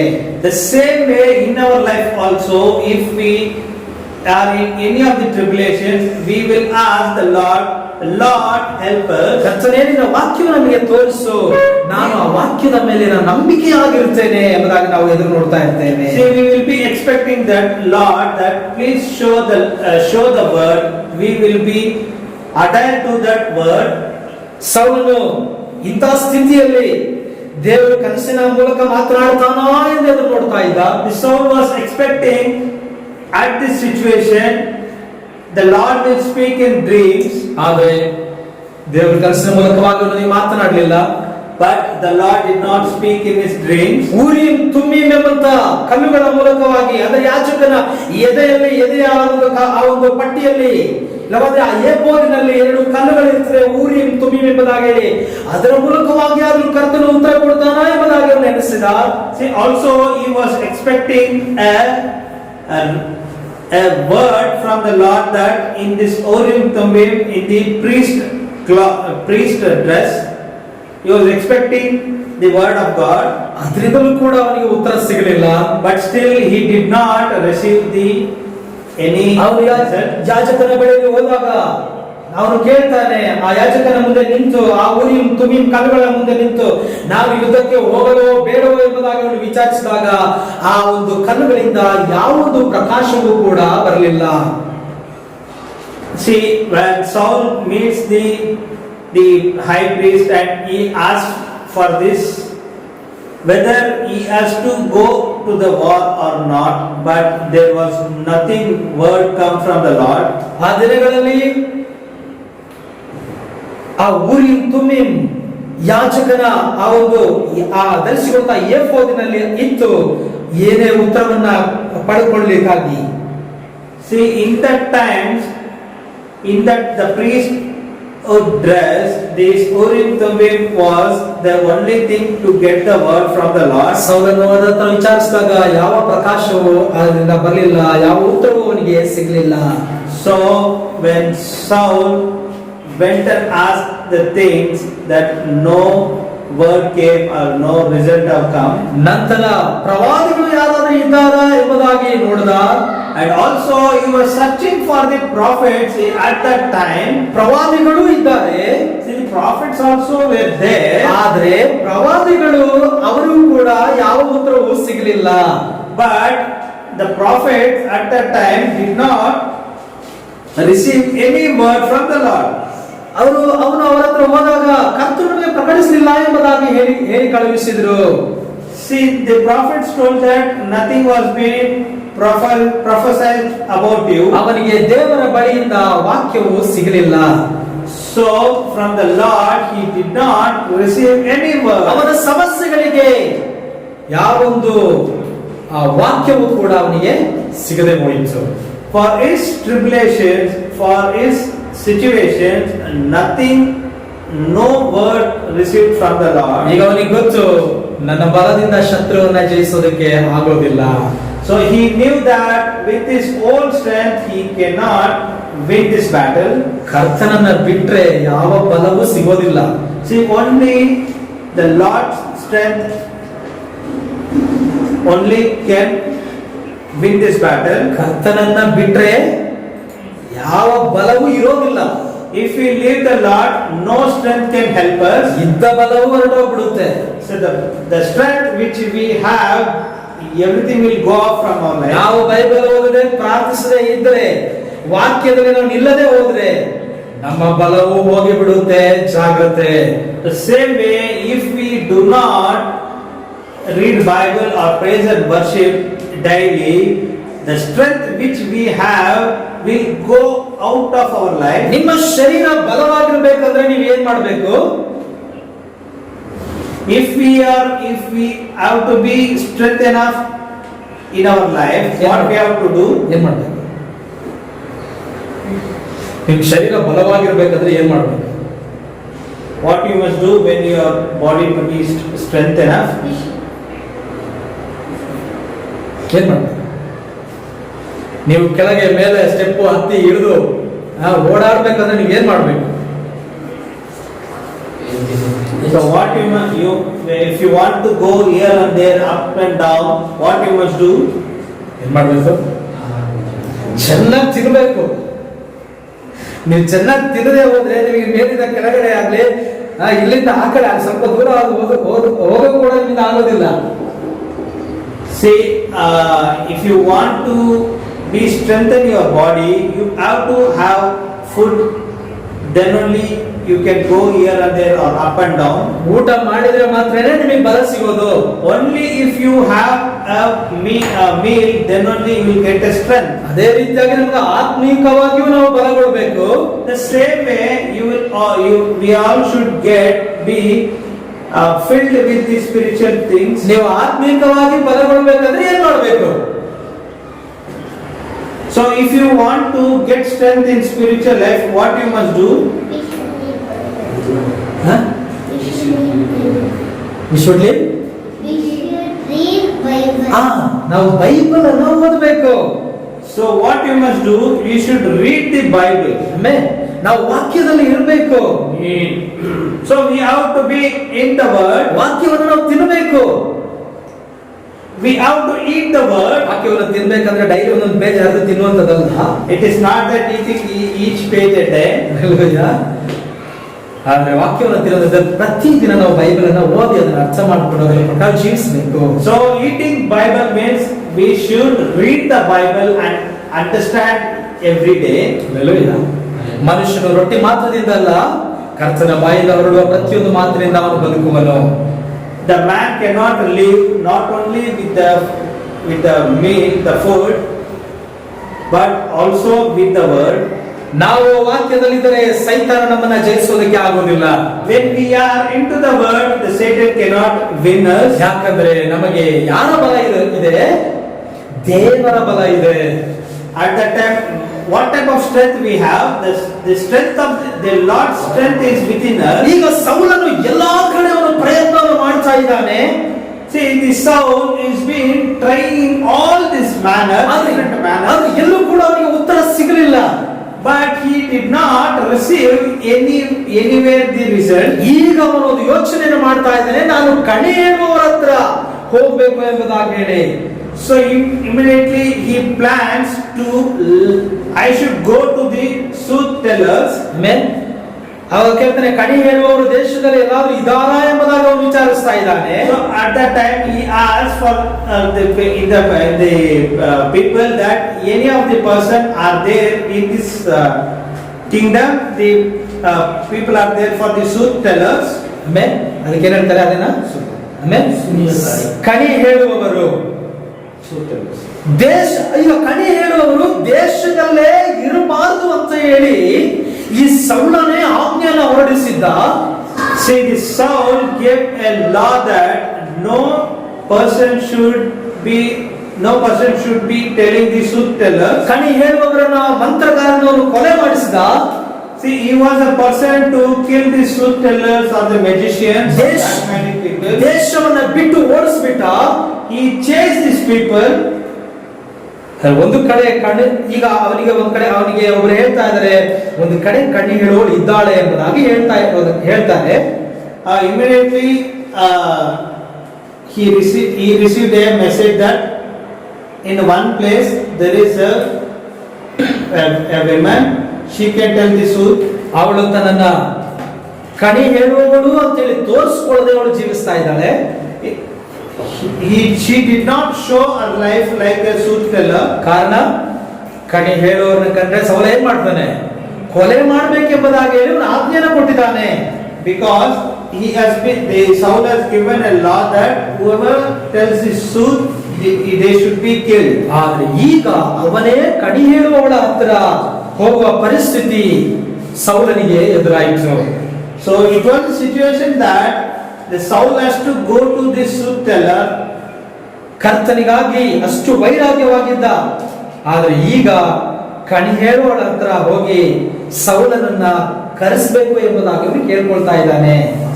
See, at that time he goes. It was a situation that he went to that truth teller and he requested to Samuel to speak with him. ಯಾಕೆ ಸಮುವೇಲನನ್ನೇ ಕರೆಸಬೇಕು? Why Samuel has been called? Amen. ಯಾಕೆ ಸಮುವೇಲನನ್ನೇ ಕರೆಸಬೇಕು? Why Samuel has to be brought? ಅವನು ಎದ್ದು ಬಂದ್ರೆ ಮಾತ್ರನೇ ಸರಿಯಾಗಿ ಎಲ್ಲವನ್ನೂ ಅವನು ಹೇಳ್ಬಿಡ್ತಾನೆ. Only Samuel can tell everything right. ಈಗ ಅವನಿಗೆ ಬೇಕಾದದ್ದು ಸಮುವೇಲನಾಗಿದ್ದಾನೆ. That's the reason only the Samuel should come and tell the things for in his life. ಗಮನಿಸ್ರಿ, ಸಮುವೇಲನ ಅಗಲಿ ಎಷ್ಟೋ ಕಾಲವಾಗ್ಬಿಟ್ಟಿದೆ. So the Samuel was being died and he was died after many years. ಸೌಲನು ಸಮುವೇಲನನ್ನ ಅಗಲಿ ಎಷ್ಟೋ ದಿನವಾಗಿದೆ. The Samuel and the Saul are been happened many days after his death. ಸಮುವೇಲ ಸತ್ತು ಹೋದ, Samuel died. ಇವನು ಅವನ ಸಂಸ್ಕಾರ ಕೂಡ ಹೋದನ ಇಲ್ವಾ ಎಂಬುದಾಗಿ ಬೈಬಲ್ ಅಲ್ಲಿ ಮೆನ್ಷನ್ ಮಾಡಲಿಲ್ಲ. And it was not we don't know that whether he has been went to Samuel's death. ಹೆಚ್ಚಾಗಿ ಅವನು ಹೋಗದೆ ಇರಲಿಕ್ಕೆ ಸಾಧ್ಯ. And he was a person will not be going for these things. Amen. ಸಮುವೇಲನು ಸತ್ತು ಅನೇಕ ವರ್ಷಗಳಾಯಿತು. ಈಗ ಸಮುವೇಲನನ್ನ ತರುವುದು ಹೇಗೆ? ಪ್ರವಾದಿ ಸಮುವೇಲನು ಇದ್ದಿದ್ರೆ ನನ್ನೆಲ್ಲಾ ಸಮಸ್ಯೆಗಳಿಗೆ ಪರಿಹಾರ ಸಿಗ್ತಾ ಇತ್ತು ಎಂಬುದಾಗಿ ಅಂದುಕೊಳ್ತಾ ಇದ್ದಾನೆ. So he plans, he thinks that if Samuel was there, he would have been clear all these things. But Samuel is not there right now. ಸಮುವೇಲನು ಇದ್ದಿದ್ರೆ ನಾನು ನನ್ನ ಜೀವಿತದಲ್ಲಿ ನಡೆದದ್ದನ್ನ, ನಡೆಯುತ್ತಾ ಇರುವಂತದನ್ನ, ನಡೆಯಬೇಕಾಗಿರುವಂತದನ್ನ ಎಲ್ಲವನ್ನೂ ಅವನು ಹೇಳ್ಬಿಡ್ತಾ ಇದ್ದ. So if Samuel was there, he would have been told the past, present and future. ನನ್ನ ಜೀವಿತದ ಕುರಿತು ಅವನಿಗೆ ಮಾತ್ರವೇ ಗೊತ್ತಿದೆ, ಅವನು ಮಾತ್ರ ಅದನ್ನು ಹೇಳಲಿಕ್ಕೆ ಸಾಧ್ಯ. Only he can say about my life. Amen. ಈಗ ಹೇಗೆ ಸಮುವೇಲನನ್ನ ಸಂಧಿಸುವುದು? How we can reach Samuel? ಅವನಿಗೆ ತೋಚಿದಂತ ಒಂದೇ ಒಂದು ಮಾರ್ಗ ಅದು ಕಣಿ ಹೇಳುವವಳ ಹತ್ರ ಹೋಗುವಂತದ್ದೇ ಆಗಿತ್ತು. And the only way that to reach Samuel is the truth teller. ಈಗ ಕಣಿ ಹೇಳುವವಳು ಇದ್ದಾಳೆ ಅಂತ ಹೇಳಿ ತಿಳ್ಕೊಂಡು ತಾನು ರಾಜನೆಂದು ಗೊತ್ತಾಗದ ಹಾಗೆ ಮಾರುವೇಷದಲ್ಲಿ ಅಲ್ಲಿ ಹೋಗುವುದನ್ನು ನಾವು ನೋಡ್ತೇವೆ. So when he heard about this truth teller, immediately he went in a different manner, different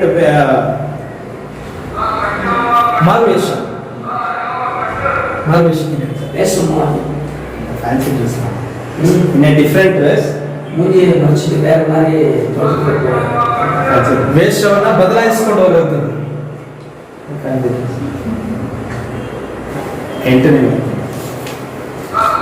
The Saul distinguished himself and put on other remnant, and he went to the and two men with him. ಬದಲು ವಸ್ತ್ರಗಳನ್ನ ಧರಿಸಿಕೊಂಡು ಹೋಗ್ತಾ ಇದ್ದಾನೆ. He has changed his dress. ಆಮೇಲೆ ಈಗ ಇವಳು ಸರಿ, ಈಗ ಆ ಮಂತ್ರಗಾರಿಣಿ ಹತ್ರ ಅವನು ಹೋದ. ಮಂತ್ರಗಾರಿಣಿ ಹತ್ರ ಹೋದ. He went to the truth teller. ಅದು ಹತ್ತಿರ ಹೋದಾಗ ಇವಳು ಯಾರಾಗಿದ್ದಾಳೆ ಅಂದ್ರೆ ಸತ್ತ ಆತ್ಮಗಳೊಂದಿಗೆ ಐಕ್ಯವನ್ನು ಇಟ್ಟುಕೊಂಡವಳಾಗಿದ್ದಳು. He was a wizard out of this land.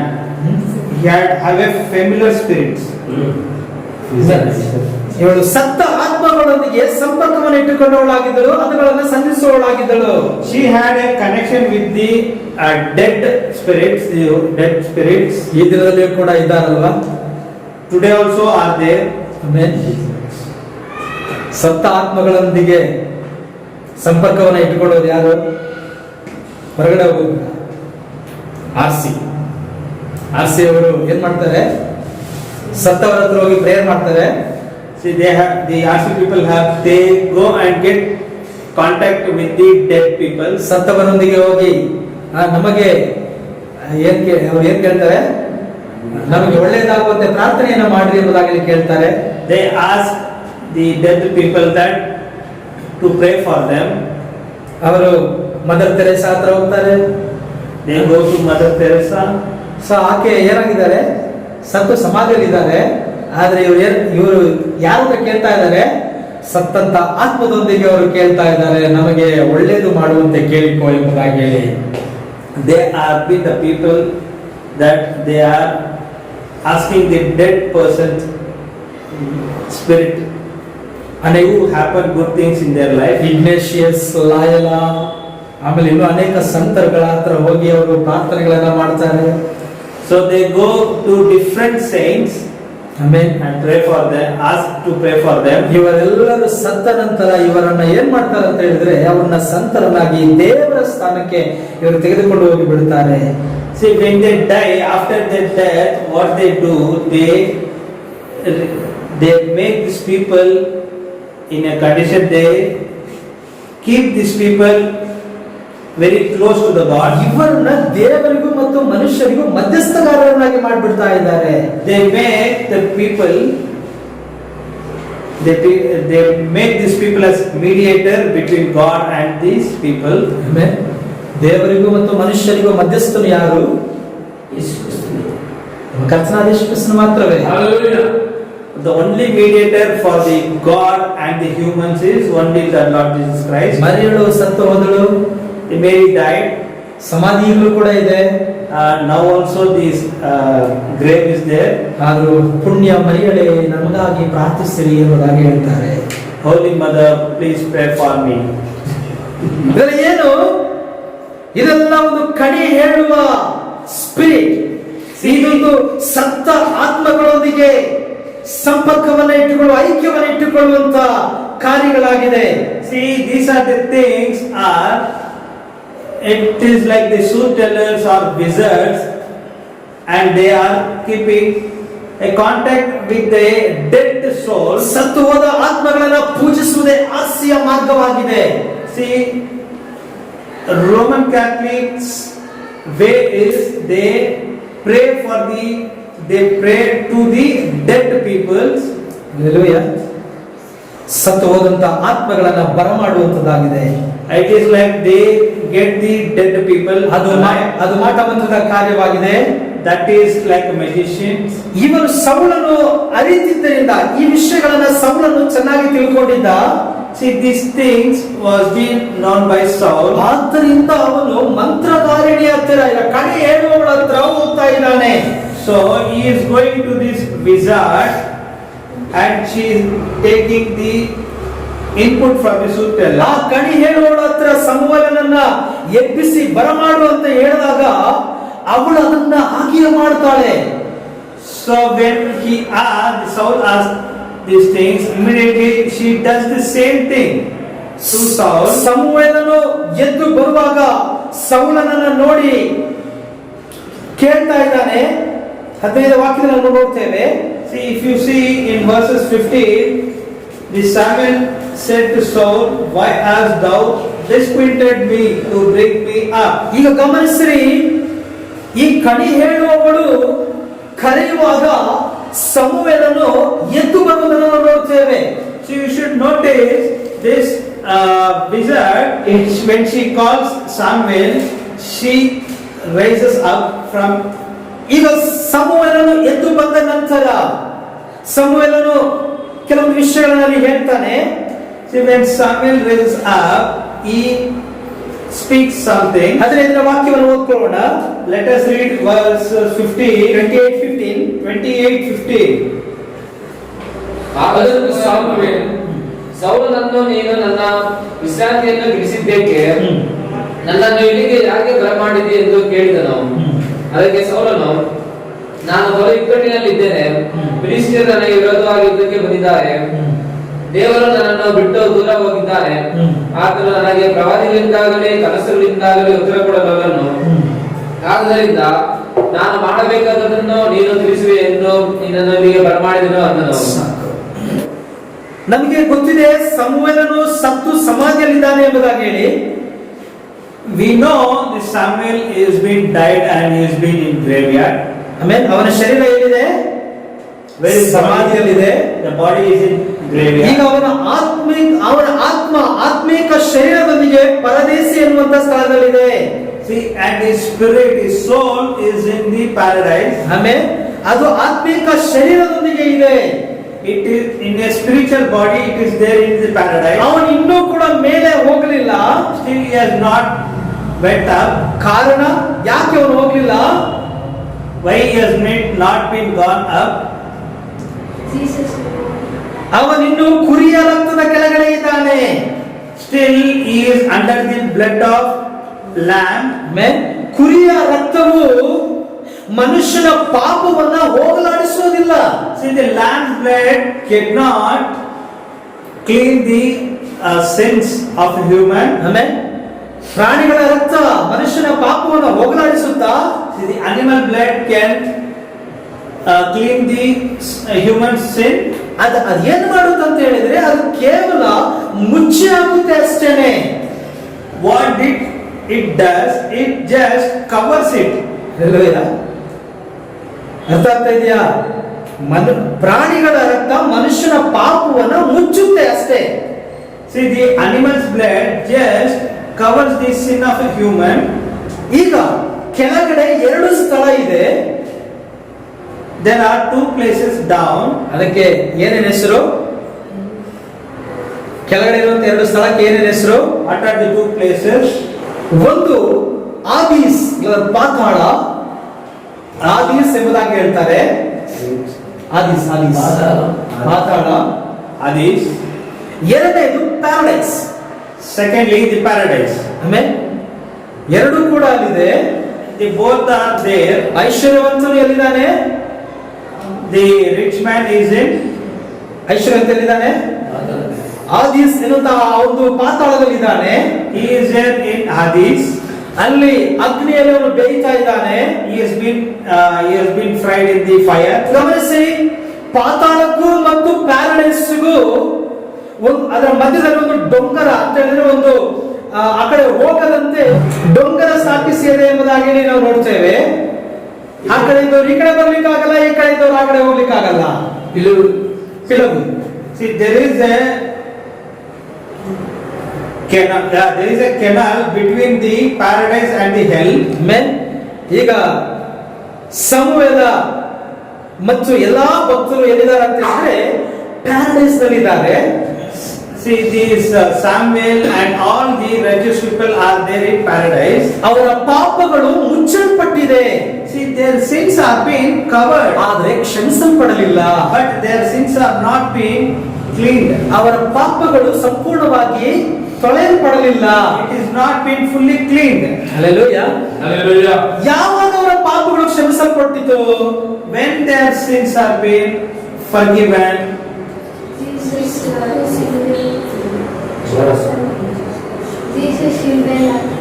Jesus ಅನ್ನ ಶಿಲುಬೆಯಲ್ಲಿ ಹಾಕುವಾಗ, Only when Jesus Christ was being nailed to the cross. Amen. Yesu ಕ್ರಿಸ್ತನ ರಕ್ತವನ್ನು ಸುರಿಸಿದಾಗ, Only when Jesus Christ shed his blood. ಅವರ ಪಾಪಗಳು ಕ್ಷಮಿಸಲ್ಪಟ್ಟಿತು.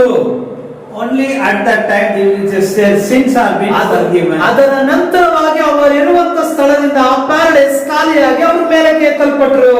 Amen. After that, when their sins are being forgiven and clean, they are being shifted from paradise to heaven. ಕರ್ತನು ಅವರನ್ನು ಉನ್ನತಕ್ಕೆ ಕರೆದುಕೊಂಡು ಹೋದನು. He took to a a highest place. ವಾಕ್ಯದಲ್ಲಿ ಈ ರೀತಿಯಾಗಿ ಹೇಳಲ್ಪಟ್ಟಿದೆ, ಕರ್ತನು ಏನ್ ಮಾಡಿದ ಅಂತೇಳಿ, ಸೆರೆಯಲ್ಲಿದ್ದವರನ್ನ ಸೆರೆಯಾಗಿ ಹಿಡಿದುಕೊಂಡು ಉನ್ನತಕ್ಕೆ ಕರೆದುಕೊಂಡು ಹೋದನು ಎಂಬುದಾಗಿ ನಾವು ನೋಡ್ತೇವೆ. See, the word says that who are being in the prison, the prison is being taken to the highest place. ಈಗ ಅವರೆಲ್ಲ ಏನಾಗಿದ್ರು ಅಲ್ಲಿ ಪ್ಯಾರಡೈಸ್ ನಲ್ಲಿ ಸೆರೆಯಾಗಿ ಇದ್ರು. See, how were they? They are all being in a prison in paradise. ಅವರನ್ನು ಯಾರು ಸೆರೆ ಮಾಡಿ ಇಟ್ಕೊಂಡಿದ್ರು? Who are being prisoned them? ಯಾರು ಸೆರೆ ಮಾಡಿ ಇಟ್ಕೊಂಡಿದ್ರು? ಯಾರು ಸೆರೆಯಲ್ಲಿ ಅವರಿದ್ರು? In whose prison they were? ಸೈತಾನನ ಸೆರೆಯಲ್ಲಿ ಅವರಿದ್ರು. They were under the Satan's prison. ಸೈತಾನ ಅವರೆಲ್ಲರನ್ನು ಸೆರೆಯಾಗಿ ಹಿಡಿದಿಟ್ಟುಕೊಂಡಿದ್ದ. The Satan prisoned them. ಯಾಕೆ ಅಂದ್ರೆ ಅವರ ಪಾಪಗಳು ಏನಾಗಿತ್ತು? ಮುಚ್ಚಲ್ಪಟ್ಟಿತ್ತು, ಕ್ಷಮಿಸಲ್ಪಟ್ಟಿರಲಿಲ್ಲ. Because their sins are being covered, not it is being cleaned. Hallelujah. ಆದ್ರೆ ಅವರನ್ನ ಯೇಸು ಕ್ರಿಸ್ತನು ಸೆರೆಯಾಗಿರುವವರನ್ನು ಸೆರೆ ಮಾಡಿಕೊಂಡು ಉನ್ನತಕ್ಕೆ ಕರೆದುಕೊಂಡು ಹೋದನು.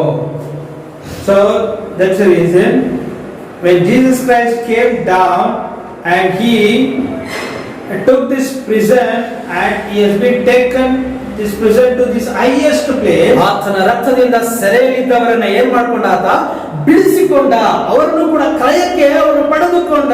See, through his the blood, through Jesus Christ's blood, they are being purchased from the prison and they are being taken to the heaven. ಯೇಸು ಕ್ರಿಸ್ತನ ರಕ್ತವು ಹೊಸ ಒಡಂಬಡಿಕೆಯ ಪರಿಶುದ್ಧವಂತರಿಗೆ ಮಾತ್ರವೇ ಅಲ್ಲ, ಹಳೆಯ ಒಡಂಬಡಿಕೆಯ ಪರಿಶುದ್ಧವಂತರಿಗೂ ಕೂಡ ಅದು ಸುರಿಸಲ್ಪಟ್ಟಿತ್ತು. See, not only this Jesus Christ's blood has been shed only for this New Testament people, it is also shed for this Old Testament people also. ಆದ್ದರಿಂದ ಆತನ ರಕ್ತವು ಒಂದು ವೇಳೆ ಯೇಸು ಕ್ರಿಸ್ತನ ರಕ್ತವು ಸುರಿಸಲ್ಪಡದೆ ಹೋಗಿದ್ರೆ ಅವರು ಈಗಲೂ ಕೂಡ ಆ ಒಂದು ಪರದೇಶಿಯಲ್ಲಿ ಸೈತಾನನ ಬಂಧನದಲ್ಲಿ ಅವರು ಇರ್ತಾ ಇದ್ರು. If Lord Jesus Christ's blood is not been shed for this Old Testament people, still these people would have been in that prison. ಅವರು ಉನ್ನತಕ್ಕೆ ಹೋಗಲಿಕ್ಕೆ ಆಗ್ತಾ ಇರಲಿಲ್ಲ. They would not be in a situation that they are being taken to this highest place, heaven. Hallelujah. ಆದ್ರಿಂದ ಯೇಸು ಕ್ರಿಸ್ತನ ರಕ್ತವು ಸರ್ವಲೋಕದ ಪಾಪಗಳನ್ನ ಪರಿಹಾರ ಮಾಡುವಂತದ್ದಾಗಿದೆ. So that's the reason the Lord Jesus Christ's blood is going to clean the everyone's sins. ಹಳೆಯ ಒಡಂಬಡಿಕೆ ಮತ್ತು ಹೊಸ ಒಡಂಬಡಿಕೆಯ ದೇವ ಜನರಿಗಾಗಿ, ಎರಡೂ ಜನರಿಗಾಗಿ ಯೇಸು ಕ್ರಿಸ್ತನು ರಕ್ತವನ್ನ ಸುರಿಸಿದನು. See, Jesus Christ shed his blood for the Old Testament and the New Testament people. Hallelujah. ಸಮುವೇಲನಿಗಾಗಿಯೂ ಆತನ ರಕ್ತವನ್ನು ಸುರಿಸಿದ. For the Samuel also he shed his blood. ನಮ್ಮೆಲ್ಲರಿಗಾಗಿಯೂ ಆತನ ರಕ್ತವನ್ನು ಸುರಿಸಿದ್ದಾನೆ. For us also he has been shed his blood. ಯೇಸು ಕ್ರಿಸ್ತನ ರಕ್ತವೇ ಸಕಲ ಪಾಪವನ್ನ ತೊಳೆದು ಪರಿಶುದ್ಧ ಮಾಡುವಂತದ್ದಾಗಿದೆ. See, only the Lord Jesus Christ can clean us and purify us from the sins. ಸೌಲನ ದಿನದಲ್ಲಿ ಯೇಸು ಕ್ರಿಸ್ತನು ಇನ್ನೂ ಬರಲಿಲ್ಲವಾದ ಕಾರಣ, in the days of Saul, still the Samuel did not come. ಯೇಸು ಕ್ರಿಸ್ತನು ರಕ್ತವನ್ನು ಸುರಿಸದೇ ಇದ್ದ, ಯೇಸು ಕ್ರಿಸ್ತನು ಬಂದು ರಕ್ತವನ್ನು ಸುರಿಸದೇ ಇದ್ದ ಕಾರಣ the Jesus Christ did not come and shed his blood. ಆ ಕಣಿ ಹೇಳುವಳು ಸಮುವೇಲನ ಆತ್ಮವನ್ನ ಕರೆಯಲು ಸಾಧ್ಯ ಆಯಿತು. So due to that reason, the wizard can raise the Samuel's spirit. ಆದ್ರೆ ಈಗ ಕರೆತರೋದಕ್ಕೆ ಆಗುತ್ತಾ? Whether is it possible? ಈಗ ಸಮುವೇಲನ ಆತ್ಮನ ಸಮುವೇಲನೇ ಬಾಯಿ ಬಂದಾಗ ಕರೆದ್ರೆ ಬರ್ತಾನ ಸಮುವೇಲ? If Samuel calls his own spirit, does it come? Raise. ಸಮುವೇಲನ ಆತ್ಮ ಅಲ್ಲಿ ಬರುವಾಗ ಸೌಲನು 4 ವಿಷಯಗಳನ್ನು ಹೇಳುವುದನ್ನು ನೋಡ್ತೇವೆ. See, when the Samuel spirit raised up, we can see Saul telling the 4 points. ಈಗ ಸಮುವೇಲನ ಕುರಿತಾಗ ಅನೇಕರಿಗೆ ಗೊಂದಲ ಇದೆ. ನಮಗಲ್ಲ, ಸಂಸ್ಥೆಯ denomination ಪೀಪಲ್ಗೆ ಗೊಂದಲಗಳಿದೆ. See, many denomination people have many confusion in Samuel's life. ಏನ್ ಗೊಂದಲ ಅಂತ ಹೇಳಿದ್ರೆ, ಕಣಿ ಹೇಳುವವಳ ಮಾತುಗಳನ್ನ ಸಮುವೇಲ ಕೇಳಿ ಎದ್ದು ಬರ್ತಾನ? ಅದು ಸೌಲನಲ್ಲ, ಅದು ಸಮುವೇಲನಲ್ಲ, ಸೈತಾನನು ಬಂದಿದ್ದು ಎಂಬುದಾಗಿ ಕೂಡ ಹೇಳ್ತಾರೆ. See, the people are been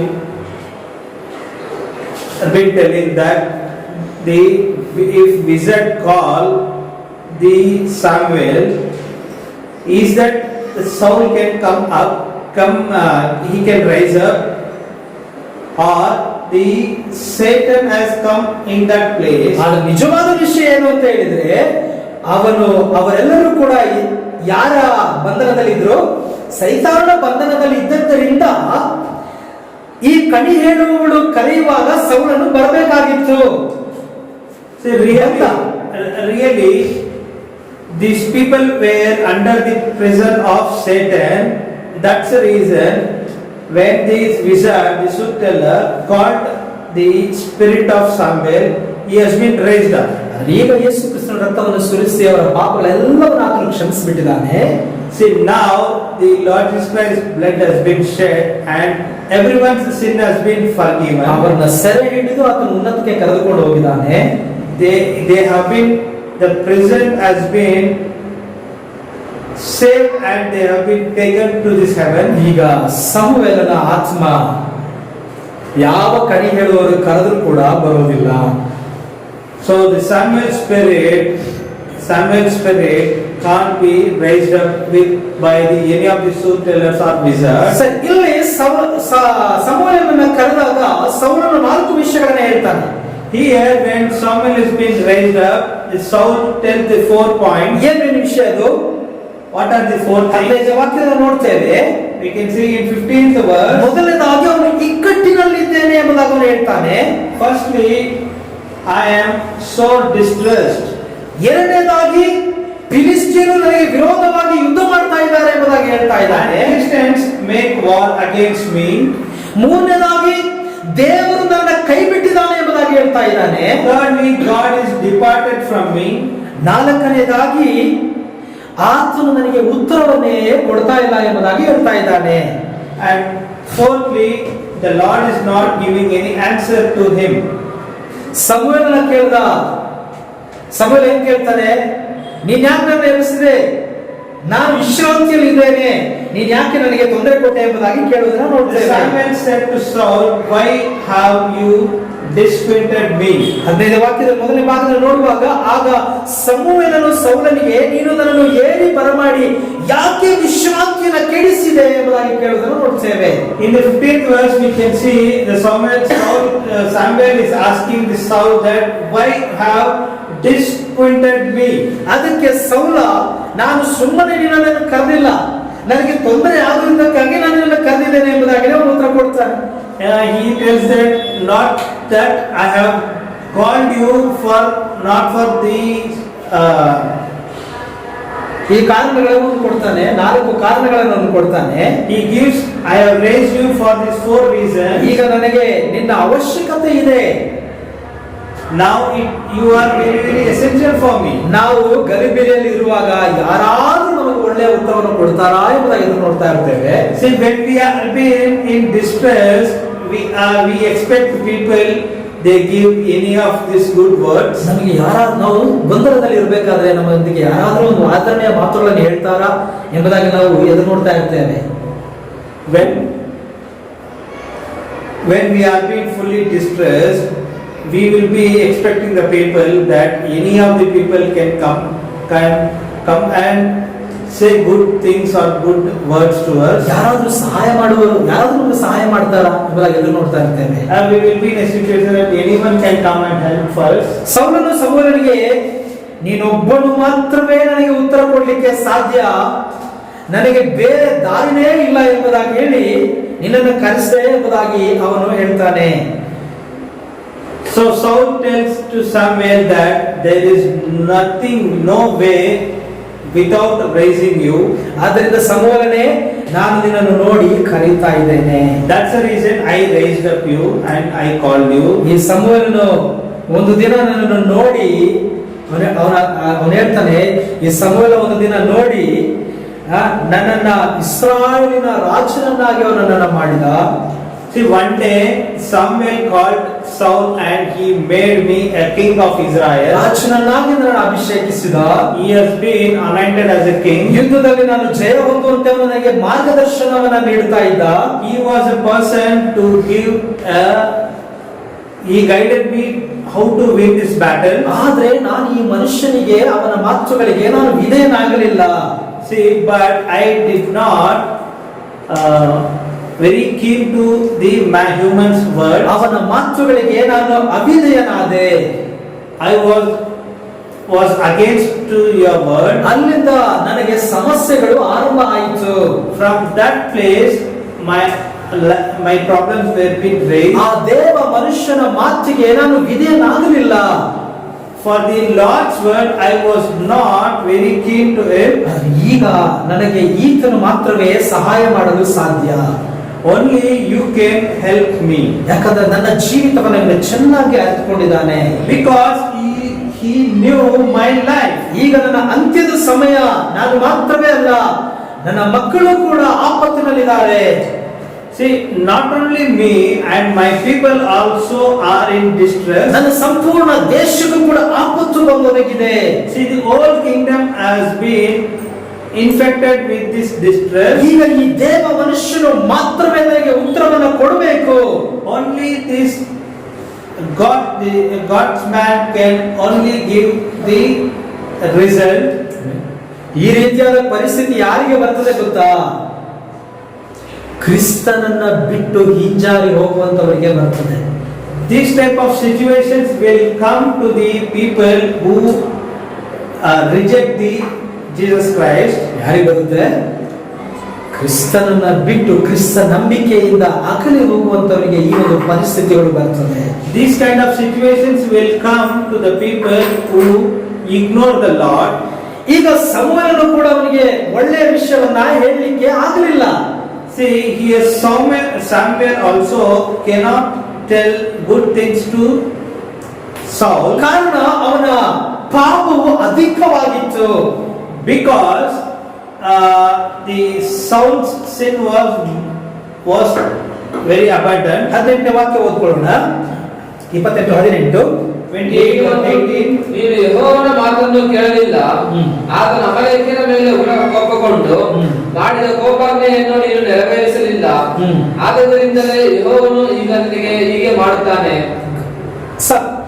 ಇಲ್ಲಿ ನೋಡಿ, ಈ KJV ಬೈಬಲ್ ರೀತಿಯಾಗಿದೆ, ನೀನು ಕರ್ತನ ಮಾತನ್ನ ಕೇಳಲಿಲ್ಲ, ಇಲ್ಲವಾದ್ರೆ ನೀನು ಯೆಹೋವನ ಮಾತನ್ನ ನೀನು ಕೇಳಲಿಲ್ಲ ಎಂಬುದಾಗಿ ಹೇಳುವುದನ್ನು ನೋಡ್ತೇವೆ.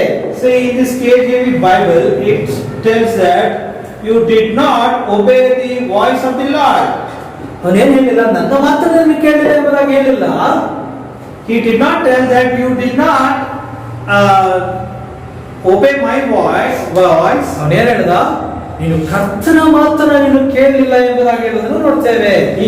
Here we can see that you have not obeyed the voice of God. ಯಾಕಂದ್ರೆ ಸಮುವೇಲನ ಬಾಯಿಂದ ಬಂದ ಮಾತು ಅದು ಸಮುವೇಲನ ಮಾತಾಗಿರದೆ ಅದು ಕರ್ತನ ಮಾತೇ ಆಗಿದೆ. See, the words which have come through the Samuel, it is not his own words, these are the words from the Lord. ಆಮೇಲೆ ಈ ದಿನದಲ್ಲಿ ಪ್ರವಾದಿಯ ಬಾಯಿಂದ, ನಮ್ಮ ವಿಲಿಯಂ ಮ್ಯಾರಿಯನ್ ಬ್ರನಾಮ್ ಅವರ ಬಾಯಿಂದ ಬಂದಂತ ಮಾತುಗಳು ಅದು ಪ್ರವಾದಿಯಾದ ವಿಲಿಯಂ ಮ್ಯಾರಿಯನ್ ಬ್ರನಾಮ್ ಅವರ ಮಾತುಗಳಲ್ಲ, ಅದು ಕರ್ತನ ಮಾತಾಗಿದೆ. So in these days, the words which have come through William Branham, it is not his own words or voice, it's the voice of the Lord. Amen. ಸಮುವೇಲನ ಬಾಯಿಂದ ಬಂದಂತ ಮಾತುಗಳು ಯಾರ ಮಾತದು? ಕರ್ತನ ಮಾತಾಗಿದೆ. Thus saith the Lord ಆಗಿದೆ. The words which have come through the Samuel, it's the voice of the Lord. 18ನೇ ವಾಕ್ಯದಲ್ಲಿ ನಾವು ನೋಡ್ತೇವೆ, ಅಮಾಲೇಕ್ಯರ ಮೇಲೆ ಇದ್ದ ಆತನ ಉಗ್ರ ಕೋಪವನ್ನ ತೀರಿಸಬೇಕೆಂದು ಆತನು ಹೇಳಿದ್ದನು. 18ನೇ ವಾಕ್ಯ. The Lord told that you have to execute his fierce word upon the Amalek. ನೀವು ಆ ವಿಷಯವನ್ನ 1 ಸಮುವೇಲ 15ನೇ ಅಧ್ಯಾಯದಲ್ಲಿ ನೀವು ಅದನ್ನು ಓದ್ತೀರಿ. We can see in 1 Samuel chapter 15. ನೀವು ಮನೆಗೆ ಹೋಗಿ ಓದಿ ಆ 15ನೇ ಅಧ್ಯಾಯವನ್ನು ಓದುವಾಗ ಅದರಲ್ಲಿ ಆಗಾಗನನ್ನ ಅವನು ಜೀವಂತವಾಗಿ ಹಿಡ್ಕೊಂಡು ಬರ್ತಾನೆ. We can see in the 15th chapter he will get the Agag ಅಮಾಲೇಕರ ರಾಜ ಆಗಾಗನನ್ನ ಅವನು ಜೀವಂತವಾಗಿ ಹಿಡಿದುಕೊಂಡು ಬರ್ತಾನೆ. He will bring him with life. ಅಷ್ಟೇ ಅಲ್ಲದೆ ಉತ್ತಮವಾದಂತ ಪಶು ಕುರಿಗಳನ್ನ ಅವನು ತೆಗೆದುಕೊಂಡು ಬರ್ತಾನೆ. And not only that, he gets all the cattle. ಅದಕ್ಕೆ ಸಮುವೇಲ ಸೌಲನೊಂದಿಗೆ ಮಾತನಾಡಿ ಏನ್ ಹೇಳ್ತಾನಂದ್ರೆ ಆ ಅಧ್ಯಾಯದಲ್ಲಿ ನಿನ್ನ ರಾಜ್ಯ ನಿನ್ನಿಂದ ಹೋಯಿತು ಎಂಬುದಾಗಿ ಹೇಳ್ತಾನೆ. At that time Saul says that through you the kingdom is gone this day. ಅದು ನಿನ್ನ ದಾಸನಾದ ದಾವೀದನಿಗೆ ಅದು ಕೊಡಲ್ಪಟ್ಟಿತು. And this kingdom is given to your servant Daniel. Amen. David. Amen. ಹೀಗೆ ಹೇಳುವುದನ್ನು ನಾವು ನೋಡ್ತೇವೆ 15ನೇ ಅಧ್ಯಾಯದಲ್ಲಿ. See, these things can be seen in 15th chapter. ತಕ್ಷಣವೇ ಅವನು ಹೇಳಿದ ತಕ್ಷಣವೇ ಕಿತ್ತಾಕಲ್ಪಡ್ತ ರಾಜ್ಯ. Immediately his kingdom was being snatched from him. ಇಲ್ಲ, No. ಹಲವಾರು ವರ್ಷಗಳು ಅವನ ಕೈಯಲ್ಲೇ ಇತ್ತು ರಾಜ್ಯ. See, for many years this kingdom was under Saul. ಆದರೆ ಅವನ ಮೇಲೆ ಆ ಖಂಡನೆ ಇತ್ತು. And on Saul the curse was there. ಆಮೇಲೆ ಅವನು ಖಂಡಿಸಲ್ಪಟ್ಟಿದ್ದ. ಖಂಡನೆ ಅವನು ಖಂಡಿಸಲ್ಪಟ್ಟಿದ್ದ. The condemnation was there upon his Saul. ಆದರೆ ಅವನ ಜೀವಿತದ ಅಂತ್ಯವಾಗುವಾಗ ಅದೆಲ್ಲವೂ ಕೂಡ ನೆರವೇರಿತು. When his life was going to end, everything was being fulfilled. ಒಬ್ಬ ವ್ಯಕ್ತಿ ವಾಕ್ಯವನ್ನ ಬಿಟ್ಟು ಕರ್ತನನ್ನ ಬಿಟ್ಟು ಹಿಂಜಾರಿ ಹೋಗುವಾಗ ಎಲ್ಲವೂ ಒಳ್ಳೆಯದಾಗಿಯೇ ಇರುತ್ತೆ. So when the person reject the word and when he lives the word, everything will be in a good manner. ಎಲ್ಲವೂ ಕೂಡ ಒಳ್ಳೆಯದಾಗಿಯೇ ಇದ್ದ ಹಾಗೆ ಕಾಣುತ್ತೆ. So everything will be in a good manner. ಆದರೆ ಒಂದು ದಿನ ಹಿಂಜಾರಿ ಹೋದವರ ಕುರಿತಾದ ವಾಕ್ಯವು ನೆರವೇರುತ್ತೆ. When they reject but in one of the day other, everything will be fulfilled in his life. ಹಿಂಜಾರಿ ಹೋದವರು ಏನು ಅಂದ್ಕೊಳ್ತಾರೆ? ನಾನು ಚೆನ್ನಾಗೇ ಇದ್ದೇನೆ ಎಂಬುದಾಗಿ ಅಂದ್ಕೊಳ್ತಾರೆ. The people who have been backsliders, they will tell my life is very good. ಒಳ್ಳೆ ವ್ಯಾಪಾರವನ್ನು ನಡೀತಾ ಇದೆ ಎಂಬುದಾಗಿ ಅಂದ್ಕೊಳ್ತಾರೆ. They think that my business is going well. ನಾನು ತುಂಬಾ ಚೆನ್ನಾಗಿದೆ ಎಂಬುದಾಗಿ ಅಂದ್ಕೊಳ್ತಾರೆ. They tell we are very good. ಎಲ್ಲ ಚೆನ್ನಾಗೇ ಇರುತ್ತೆ. Everything will be good. ಆದರೆ ಅವರ ಪಾಪ ಪರಿಪೂರ್ಣವಾದಾಗ ಅವರ ಅಂತ್ಯ ಭಯಾನಕವಾಗಿರುತ್ತೆ. But when the sins are being fulfilled in their life, and the ending will be very dangerous. ಒಂದು ವೇಳೆ ಕರ್ತನು ಅವರಿಗೆ ಕೃಪೆಯನ್ನ ಕೊಟ್ಟಿರಬಹುದು. If the Lord has given a mercy in their life, ಆ ಕೃಪೆಯನ್ನ ಅವರು ಅರ್ಥ ಮಾಡಿಕೊಂಡು ಕೃಪೆಯ ಒಳಗೆ ಬಂದರೆ ಬಚಾವಾಗ್ತಾರೆ. see, if they come into that grace or mercy, if they come into that grace, then only they are being saved. ಆ ಕೃಪೆಯನ್ನ ತಿರಸ್ಕಾರ ಮಾಡಿದರೆ ಅವರ ಅಂತ್ಯ ಭಯಾನಕವಾಗಿರುತ್ತೆ. If they reject their grace or mercy, their ending will be very dangerous. ನಾವು ಯಾಕೆ ಜನರಿಗೆ church ಬನ್ನಿ ಅಂತ ಯಾಕೆ ಕರೀತೀವಿ? Why we people ask the people to come to church? ಕಾರಣ ಇಲ್ಲಿ ಬಂದು ನೀವು ದೇವರ ವಾಕ್ಯವನ್ನ ಕೇಳುವಾಗ ಏನಾಗ್ತೀರಿ? ಆ ವಾಕ್ಯದ ಮೂಲಕವಾಗಿ ಬಿಡುಗಡೆಯನ್ನು ನೀವು ಹೊಂದಿಕೊಳ್ತೀರಿ. The reason is, if we come and receive the word, and you will get the fulfillment of this word. ಇಲ್ಲಿ ವಾಕ್ಯಗಳನ್ನು ಬೋಧಿಸುವ ಕೆಲವೊಂದು ಖಂಡನೆಯ ವಿಷಯಗಳು ಬರ್ತದೆ. Say, if you listen to these words, sometimes the words will be condemnation. ಖಂಡಿಸಲ್ಪಡ್ತೇವೆ. We are being condemned. ಅದು ನೀವು ಮಾತ್ರವೇ ಅಲ್ಲ, ಆ ವಾಕ್ಯವನ್ನು ಕೇಳಿ ನಾನು ಕೂಡ ಖಂಡಿಸಲ್ಪಡ್ತೇನೆ. Not only you are been listening and you have been condemned, but also we are also being condemned in that place. ದೇವರ ವಾಕ್ಯವು ನಿಮಗೆ ಮಾತ್ರವಲ್ಲ, ಅದು ಎಲ್ಲರಿಗೂ ಆಗಿದೆ. See, the Lord's word is not only for you, it is for everyone. ಖಂಡಿಸುವಂತ ಮಾತುಗಳನ್ನ ಕೇಳಿ ನಾವು ಹಿಂಜಾರಿ ಹೋಗ್ಬಿಟ್ರೆ, If we listening to this consumption and word, and if we go backsliding, ಅವರ ಅಂತ್ಯ ಮೋಸವಾಗುತ್ತೆ.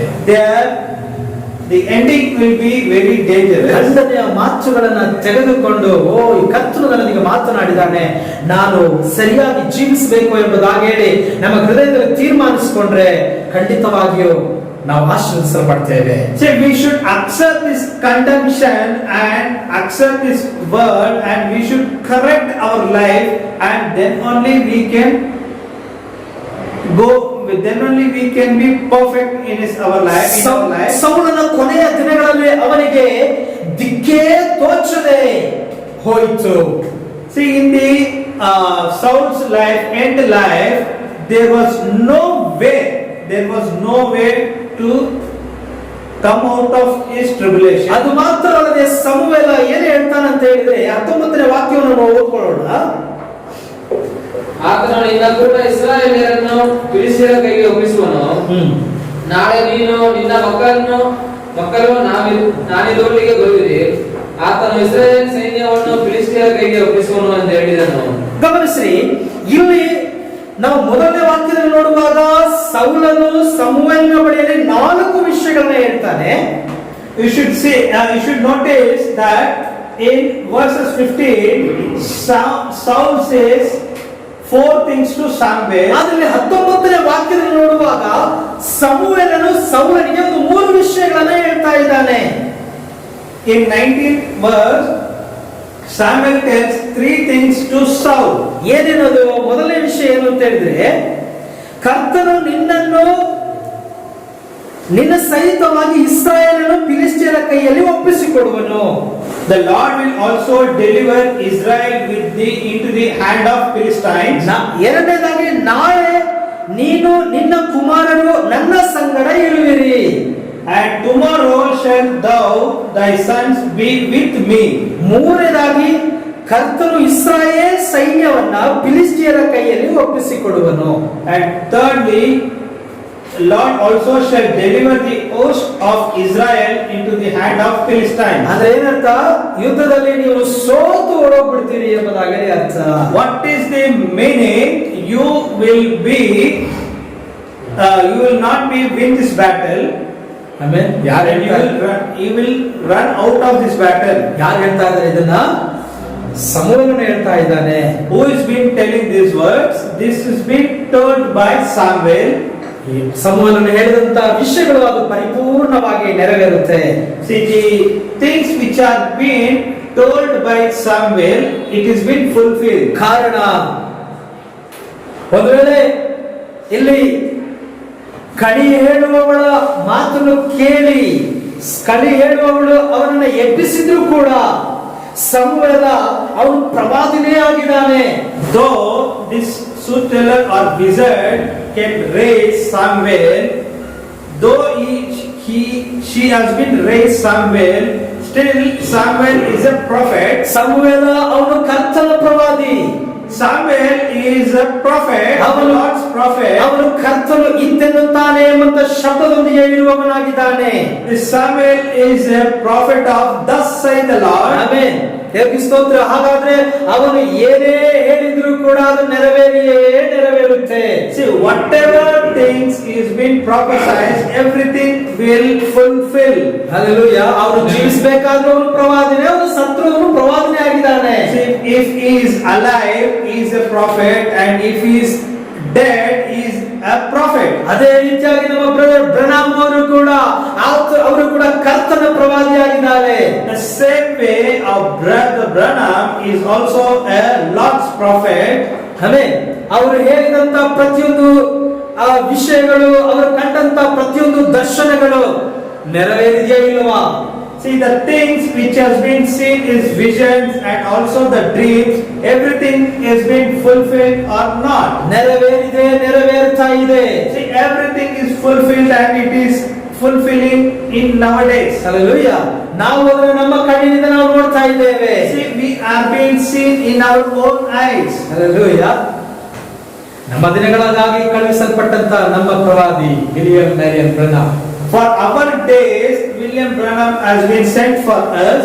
ಕಳೆದ ದಿನದಲ್ಲಿ ಯಾರೋ ಒಬ್ರು ಹೇಳಿದ್ದನ್ನ ನಾನು ಕೇಳಿದೆ. In the last week. ಮೊನ್ನೆ ಒಂದ್ 2-3 ದಿನದ ಹಿಂದೆ ಒಬ್ಬ ಸಹೋದರ ನನ್ನ ಹತ್ರ ಮಾತಾಡಿದ್ರು. In 2-3 days before, one of brother has been spoken.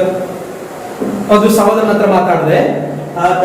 He has been spoken to him. ಆ ಸಹೋದರನು ಬೇರೆಯವರಿಗೆ ಸುವಾರ್ತೆನ ಹೇಳ್ತಾ ಇದ್ದಾರೆ. He was being giving the gospel to another person. ಅವರು ಆ ಪ್ರವಾದಿಯ ಕುರಿತಾಗಿ ಹೇಳುವಾಗ ಪ್ರವಾದಿಯಲ್ಲ ಈ ದಿನಗಳಲ್ಲಿ ಇಲ್ಲ ಎಂಬುದಾಗಿ ಹೇಳಿದ್ರು ಎಂಬುದಾಗಿ ಹೇಳಿದ್ರು. He told that in these days no prophets are there. Hallelujah. ಆದ್ರೆ ಪ್ರವಾದಿ ಇದಾರಾ ಇಲ್ವಾ? Whether prophet is there or not. ಒಂದ್ ವೇಳೆ ಪ್ರವಾದಿ ಇಲ್ಲ ಅಂತ ಹೇಳಿದ್ರೆ ಮಲಾಕಿ 4:5-6 ವಾಕ್ಯ ಅದೇನಾಗ್ಬೇಕು? ಸುಳ್ಳಾಗ್ಬೇಕಲ್ವಾ? See, if the prophet is not there in our days, the Malachi 4:6 4:5-6 ವಾಕ್ಯ 5 and 6 will be wrong. Malachi 4:5-6 ವಾಕ್ಯ ಅದು ಸುಳ್ಳಾಗೋದಾದ್ರೆ ಬೈಬಲೇ ಸುಳ್ಳಾಗ್ಬೇಕಲ್ವಾ? See, if that is going to be a false word, then the whole Bible should be a false word. Bible ಯಾವತ್ತೂ ಸುಳ್ಳು ಹೇಳೋದಿಲ್ಲ. See, the Bible does not tell any false. ಪವಿತ್ರಾತ್ಮನು ಬರೆದಂತದ್ದಾಗಿದೆ ಈ ವಾಕ್ಯಗಳೆಲ್ಲವೂ ಕೂಡ. See, everything is being noted by, it is being written by a Holy Spirit. Hallelujah. ಹಾಗಾದ್ರೆ ಪ್ರವಾದಿ ಕುರಿತಾಗಿ ಮಲಾಕಿ 4:5-6 ವಾಕ್ಯದಲ್ಲಿ ಸ್ಪಷ್ಟವಾಗಿ ಬರೆಯಲ್ಪಟ್ಟಿದೆ. See, in Malachi about the prophet, it has been clearly written over there. Amen. ಕರ್ತನ ಮಹಾ ಭಯಂಕರವಾದ ದಿನ ಬರುವುದಕ್ಕಿಂತ ಮುಂಚಿತವಾಗಿ ನಾನು ಪ್ರವಾದಿಯಾದ ಎಲಿಯನನ್ನು ಕಳುಹಿಸುತ್ತೇನೆ ಎಂಬುದಾಗಿ ಕರ್ತನು ಹೇಳಿದ್ದಾನೆ. See, in the last days, I will be sending Elijah spirit. ಎಲಿಯನ ಆತ್ಮವನ್ನ Elijah spirit will be sent in the dreadful days. Hallelujah. Hallelujah. ಹಾಗಾದ್ರೆ ಪ್ರವಾದಿ ಬರ್ಬೇಕಾ ಇಲ್ವಾ? So the prophet has to come or not. ಹಾಗಾದ್ರೆ ಅವರ ಮಾತುಗಳೆಲ್ಲವೂ ಕೂಡ ಏನಾಗುತ್ತೆ? ಸುಳ್ಳಾಗಿ ಬಿಡುತ್ತದೆ. So if it is like so, Amen. the words will become a false statement. ಆದ್ರೆ ನಾವು ಸಂಪೂರ್ಣವಾಗಿ ನಾವು ನಂಬಿದ್ದೇವೆ. ನಾವು ಈ ವಿಲಿಯಂ ಮ್ಯಾರಿಯನ್ ಬ್ರನಮ್ ಅವರೇ ಕೊನೆಯ ಈ ಪ್ರವಾದಿ ಆಗಿದ್ದಾರೆ ಎಂಬುದಾಗಿ ನಾವು ನಂಬಿದ್ದೇವೆ. See, we believe that in these last days, with this William Branham is the prophet of this age. ಪ್ರವಾದಿಯನ್ನ ಪ್ರವಾದಿ ಎಂಬುದಾಗಿ ಅಂಗೀಕರಿಸುವವನು ಪ್ರವಾದಿಗೆ ಬರತಕ್ಕಂತ ಪ್ರತಿಫಲವನ್ನು ಅವನು ಕೂಡ ಹೊಂದಿಕೊಳ್ಳುತ್ತಾನೆ. A person who accepts a prophet and the fruits which is getting to the prophet, that will also get to us. ಅವನು 3 ವಿಷಯಗಳಲ್ಲಿ ಹೇಳುವುದನ್ನು ನೋಡ್ತೇವೆ. Here we can see Samuel tells the 3 things. ಈಗ ಅವನು 3 ವಿಷಯಗಳನ್ನು ಹೇಳಿದ್ರು. ಅವನು ಏನಾಗಿದ್ದಾನೆ? ಕರ್ತನ ಪ್ರವಾದಿ ಆಗಿದ್ದಾನೆ. Here is a prophet of the Lord. ಸಮುವೇಲನು ಸತ್ತು ಅನೇಕ ವರ್ಷಗಳಾಯಿತು. Samuel died and it has many years over. ಸೌಲನು ಸೌಲನನ್ನು ನೋಡಿ ಅನೇಕ ವರ್ಷಗಳೇ ಆಗಿದೆ.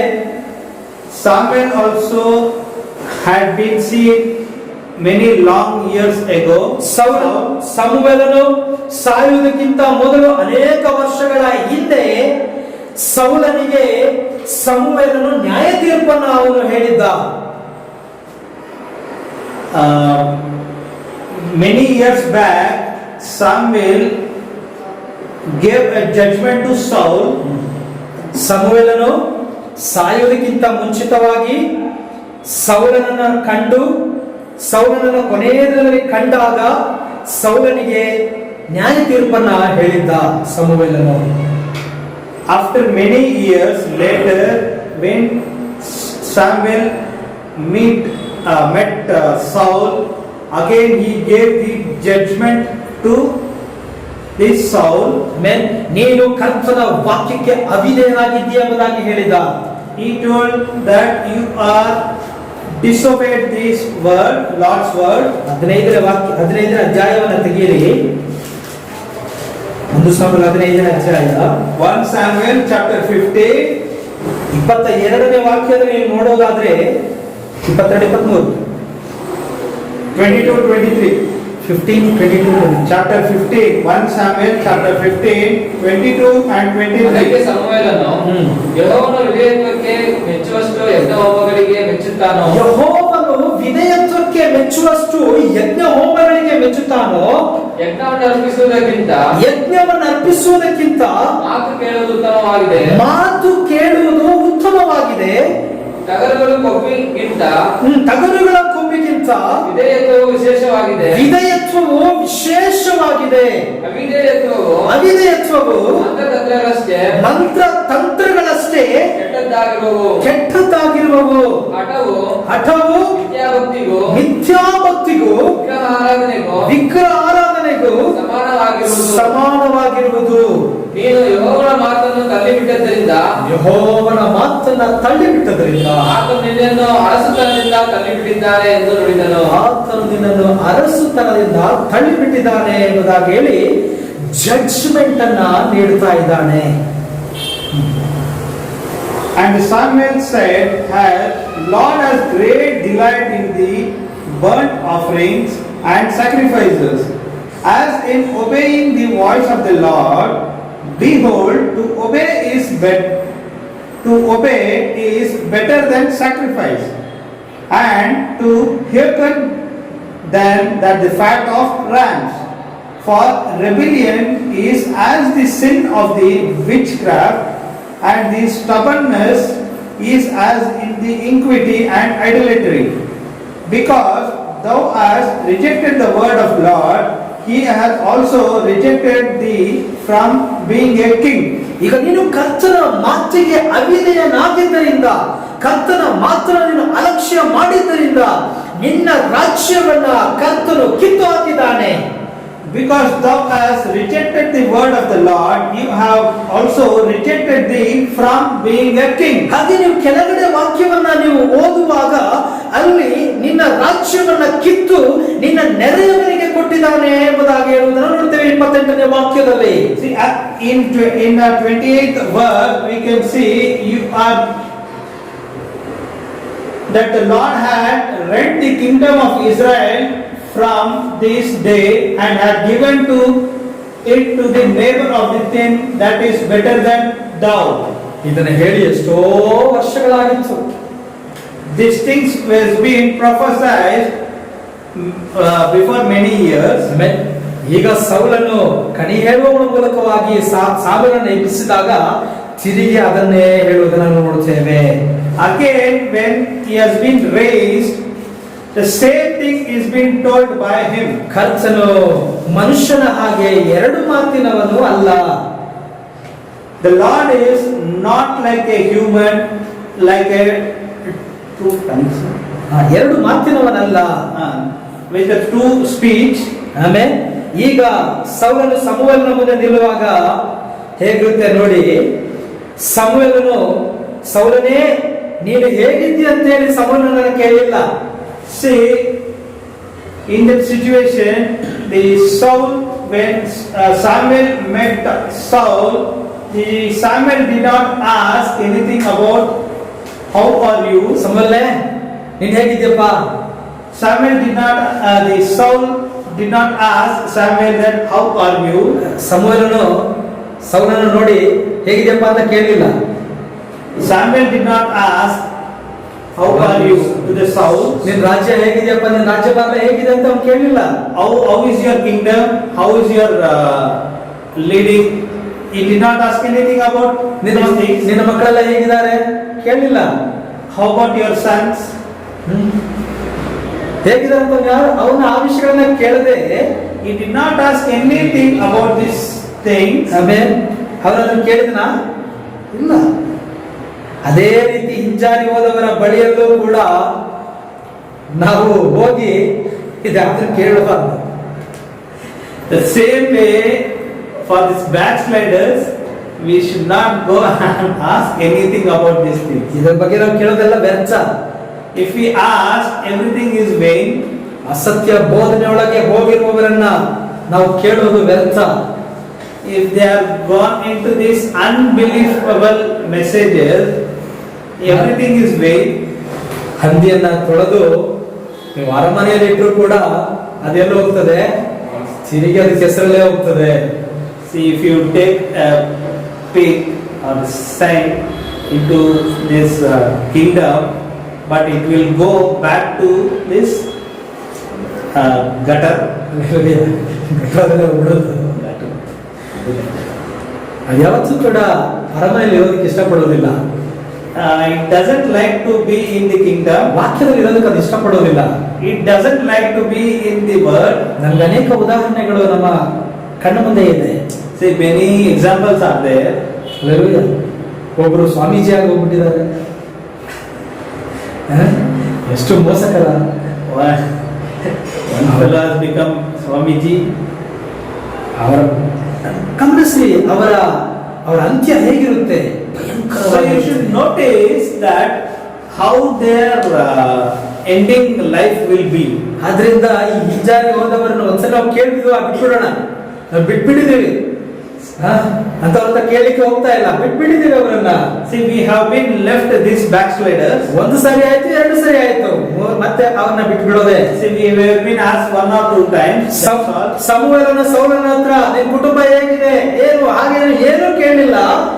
The Samuel did not ask Saul about their family and about himself. ಅವನು ಸಾಧಾರಣ ಮನುಷ್ಯನಾಗಿ ಅವನು ಮಾತನಾಡ್ತಾ ಇಲ್ಲ. He is not talking like a normal human. ಅವನು ಪ್ರವಾದಿ ಆಗಿರುವುದರಿಂದ ಪ್ರವಾದಿ ಆಗಿ ಅವನು ಮಾತನಾಡ್ತಾ ಇದ್ದಾನೆ. See, when he is a prophet, he is always a prophet. ಅವನು ಪ್ರವಾದಿ ಆಗಿ ನಡೆದುಕೊಳ್ತಾ ಇದ್ದಾನೆ. He is always a prophet. ಸಮುವೇಲನ ಈ ಲೋಕದ ಪ್ರಯಾಣ ಮುಗಿದಿದೆ. See, though the journey of this life is been completed by Samuel, ಆದರೆ ಸೌಲನ ಪ್ರಯಾಣ ಇನ್ನೂ ಮುಗಿದಿಲ್ಲ. but Saul's journey is not been completed. ಅದೇ ರೀತಿಯಾಗಿ ನಮ್ಮ ದಿನಗಳಲ್ಲಿ ಅನೇಕ ಪರಿಶುದ್ಧವಂತರ ಪ್ರಯಾಣ ಮುಗಿದಿದೆ. See, the same way many righteous people journey has been completed. ನಮ್ಮ ಪ್ರಯಾಣ ಇನ್ನೂ ಮುಗಿದಿಲ್ಲ. But still our journey is not been completed. ಇನ್ನೂ ಅದು ಮುಂದುವರಿತಾ ಇದೆ. Still it is exceeding. ಸರಿ, ಸೌಲನಿಗೆ ಅರ್ಥವಾಗುವಂತೆ ಸಮುವೇಲನಿಗೆ ಹೇಳುವುದನ್ನು ನೋಡ್ತಾ ಇದ್ದೇವೆ. So in this place Samuel explains Saul, ಅಂದು ನಿನಗೆ ನಾನು ಹೇಳಿದ್ದೇನಲ್ಲ, on that day I have been told you, ಅದೇ ನೆರವೇರುತ್ತೆ. the same thing will going to happen. ನಿನ್ನ ರಾಜ್ಯವು ಕಿತ್ತು ನಿನ್ನ ನೆರೆಯವನಿಗೆ ಕೊಡಲ್ಪಡುತ್ತೆ. See, your kingdom will be snatched from you and it will be given to your neighboring country. ಇಸ್ರಾಯೇಲನ್ನು ಫಿಲಿಸ್ಟಿಯರ ಕೈಯಲ್ಲಿ ಅದು ಒಪ್ಪಿಸಿಕೊಟ್ಟನು. See, the Lord gave this land to this Philistine. ನಾಳೆ ನೀನು ನಿನ್ನ ಕುಮಾರರು ನನ್ನೊಂದಿಗೆ ಇರ್ತೀರಿ. You and your sons will be with me. Israel ಸೈನ್ಯ ಸಂಪೂರ್ಣವಾಗಿ ಫಿಲಿಸ್ಟಿಯರ ವಶವಾಗುತ್ತೆ. See, the Israel's army will be surrendered to Philistine. ಈ ಪ್ರವಾದನ ವಾಕ್ಯವು ಸೌಲನಿಗೆ ಶುಭ ಸಮಾಚಾರವಾಗಿ ಅವನಿಗೆ ಇಲ್ಲ. See, this message, it was not pleasant to Saul. ಆಗಲೂ ಕೂಡ ಅದು ಅವನಿಗೆ ನ್ಯಾಯ ತೀರ್ಪಾಗಿಯೇ ಇದೆ. This message was also a condemnation to him, a judgment to him. ಅದೇ ರೀತಿ ವಿಧೇಯವಾಗದಂತ ಆತ್ಮಗಳಿಗೆ ನಾವು ಗದರಿಸ್ತೇವೆ, ಅನೇಕ ವಿಷಯಗಳನ್ನು ನಾವು ಖಂಡಿಸ್ತೇವೆ. ಆದರೆ ಒಂದು ವಿಷಯ ಅದರಲ್ಲಿ ಇರುತ್ತೆ, ಅದೇನು ಅಂತ ಹೇಳಿದ್ರೆ ಅವರಿಗೆ ಭರವಸೆಯನ್ನು ಕೊಡುವಂತ ವಿಷಯಗಳೊಳಗೆ ಇರುತ್ತೆ.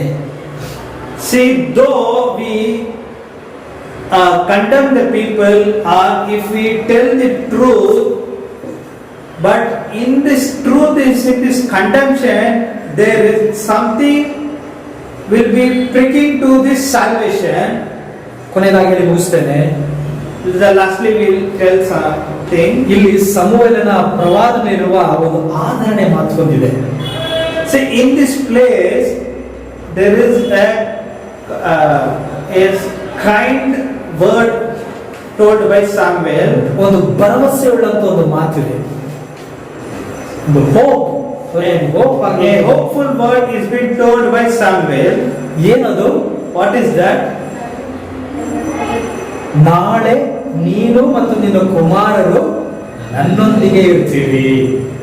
So the hope word was, you and your sons will be with me. ಅದೇ ಆದರಣೆಯ ಮಾತು. That is very comparing word. ಅದರಲ್ಲಿ ಅಂತ ಆದರಣೆ ಏನಿದೆ ಎಂಬುದಾಗಿ ಅಂದ್ಕೊಳ್ತೀರಾ? So you can think that what is there in that word, in that comparing word. ನೀನು ನಿನ್ನ ಮಕ್ಕಳು ನರಕ ಇಲ್ಲ ಪಾತಾಳಕ್ಕೆ ಹೋಗ್ತೀರಿ ಎಂಬುದಾಗಿ ಹೇಳಲಿಲ್ಲ. See, he did not tell that you and your sons will go to hell. ನೀನು ನಿನ್ನ ಮಕ್ಕಳು ನಾಳೆ ನನ್ನೊಂದಿಗೆ ಇರ್ತೀರಿ ಎಂಬುದಾಗಿ ಹೇಳುವುದನ್ನು ನೋಡ್ತೇವೆ. See, you can see you and your sons will be within me. ಅವನು ಯಾವ ಸ್ಥಳದಲ್ಲಿದ್ದಾನೆ? Where is he now? ಪರದೇಶಿಯಲ್ಲಿದ್ದಾನೆ. He is in the paradise. ನೀನು ನಿನ್ನ ರಾಜ್ಯ ಭಾರವನ್ನು ಕಳೆದುಕೊಳ್ತಿ. You will lose the kingdom. ನಿನ್ನ ಕುಟುಂಬವನ್ನು ನೀನು ಕಳೆದುಕೊಳ್ತಿ. You will lose your family. ನಿನ್ನ ರಾಜ್ಯ ಭಾರ ನಿನ್ನ ಮಕ್ಕಳಿಗೆ ಸಿಗೋದಿಲ್ಲ. Your sons will not receive your kingdom. ಇವೆಲ್ಲವೂ ಕೂಡ ನಿಮಗೆ ದುಃಖವೇ ಇದ್ರೂ ಕೂಡ, See, these things and all, it is very unpleasantful. ಆಮೇಲೆ ಅವನಿಗೆ ಅದರಲ್ಲಿ ಆದರಣೆ ಸಿಗಲಿಲ್ಲ. It was not very comparing to him. ಆದ್ರೆ ಅದರಲ್ಲಿ ಒಂದು ಆದರಣೆಯ ಮಾತಿದೆ. ಅದೇನು ಅಂತ ಹೇಳಿದ್ರೆ, ನೀನು ನಿನ್ನ ಕುಮಾರರು ನಾಳೆ ನನ್ನೊಂದಿಗೆ ಇರ್ತೀರಿ ಅನ್ನುವಂತ ವಿಷಯ. And only the comparing word was, you and your sons will be with me. ನಿನ್ನ ಆತ್ಮಕ್ಕೆ ರಕ್ಷಣೆ ಇದೆ ಎಂಬುದಾಗಿದೆ ಅರ್ಥ. That is, you souls have a salvation. ನನ್ನೊಂದಿಗೆ ನೀನು ಇರ್ತಿ. You will be with me. Hallelujah. ಕರ್ತನ ಆಶೀರ್ವದಿಸಲಿ. ನಾವು ಮುಂದಿನ ವಾರ ಮುಂದಿನ ವಿಷಯಗಳನ್ನು ನೋಡೋಣ. The Lord bless us. We'll see other things next week. Hallelujah. ನೀನು ನಾಳೆ ನನ್ನೊಂದಿಗೆ ಇರುತ್ತಿ. You and your sons will be with me. ನಾವೆಷ್ಟೇ ಖಂಡಿಸಿದ್ರು ಕೂಡ ಅದರಲ್ಲಿ ಆದರಣೆಯ ವಿಷಯಗಳು ಇರುತ್ತೆ. Though we condemn many things, still some comparing words will be there. ಖಂಡಿಸುವಿಕೆಯನ್ನ ನೀವು reject ಮಾಡಿದ್ರೆ ನಿಮ್ಮ ಆ ಒಂದು ಸ್ಥಿತಿ ಭಯಾನಕವಾಗಿರುತ್ತೆ. See, if you do not accept this condemnation word, there you will be in such a situation that you will be in a critical condition. ಅನೇಕ ಸಾರಿ ನಾವು ಹೇಳ್ತೇವೆ, ಸಭೆಗೆ ಬೇಗ ಬನ್ನಿ ಎಂಬುದಾಗಿ ಹೇಳ್ತೇವೆ. See, many times we tell that come early to the church. ಸ್ತ್ರೀಯರೇ ನಿಮ್ಮ ವಸ್ತ್ರಗಳನ್ನ ಸರಿಯಾಗಿ ಉಟ್ಟುಕೊಳ್ಳಿ ಎಂಬುದಾಗಿ ಹೇಳ್ತೇವೆ. See, many times we will tell women, please wear your dress in a right manner. ನಿಮ್ಮ ವಸ್ತ್ರವು ಕ್ರೈಸ್ತ ಸಹೋದರಿಯರ ರೀತಿಯಲ್ಲಿ ಇರಲಿ ಎಂಬುದಾಗಿ ನಾವು ಹೇಳ್ತೇವೆ. We ask you all people to wear like a Christian people. ಆಮೇಲೆ ಯವ್ವನಸ್ಥ ಹುಡುಗರಿಗೆ, ಯವ್ವನಸ್ಥ ಮಕ್ಕಳಿಗೆ ಹೇಳ್ತೇವೆ, ನೀವು ಒಳ್ಳೆ ರೀತಿಯಲ್ಲಿ ಶರ್ಟ್ ಮಾಡಿಕೊಂಡು ಚೆನ್ನಾಗಿ ಬರ್ರಿ ಎಂಬುದಾಗಿ ಹೇಳ್ತೇವೆ.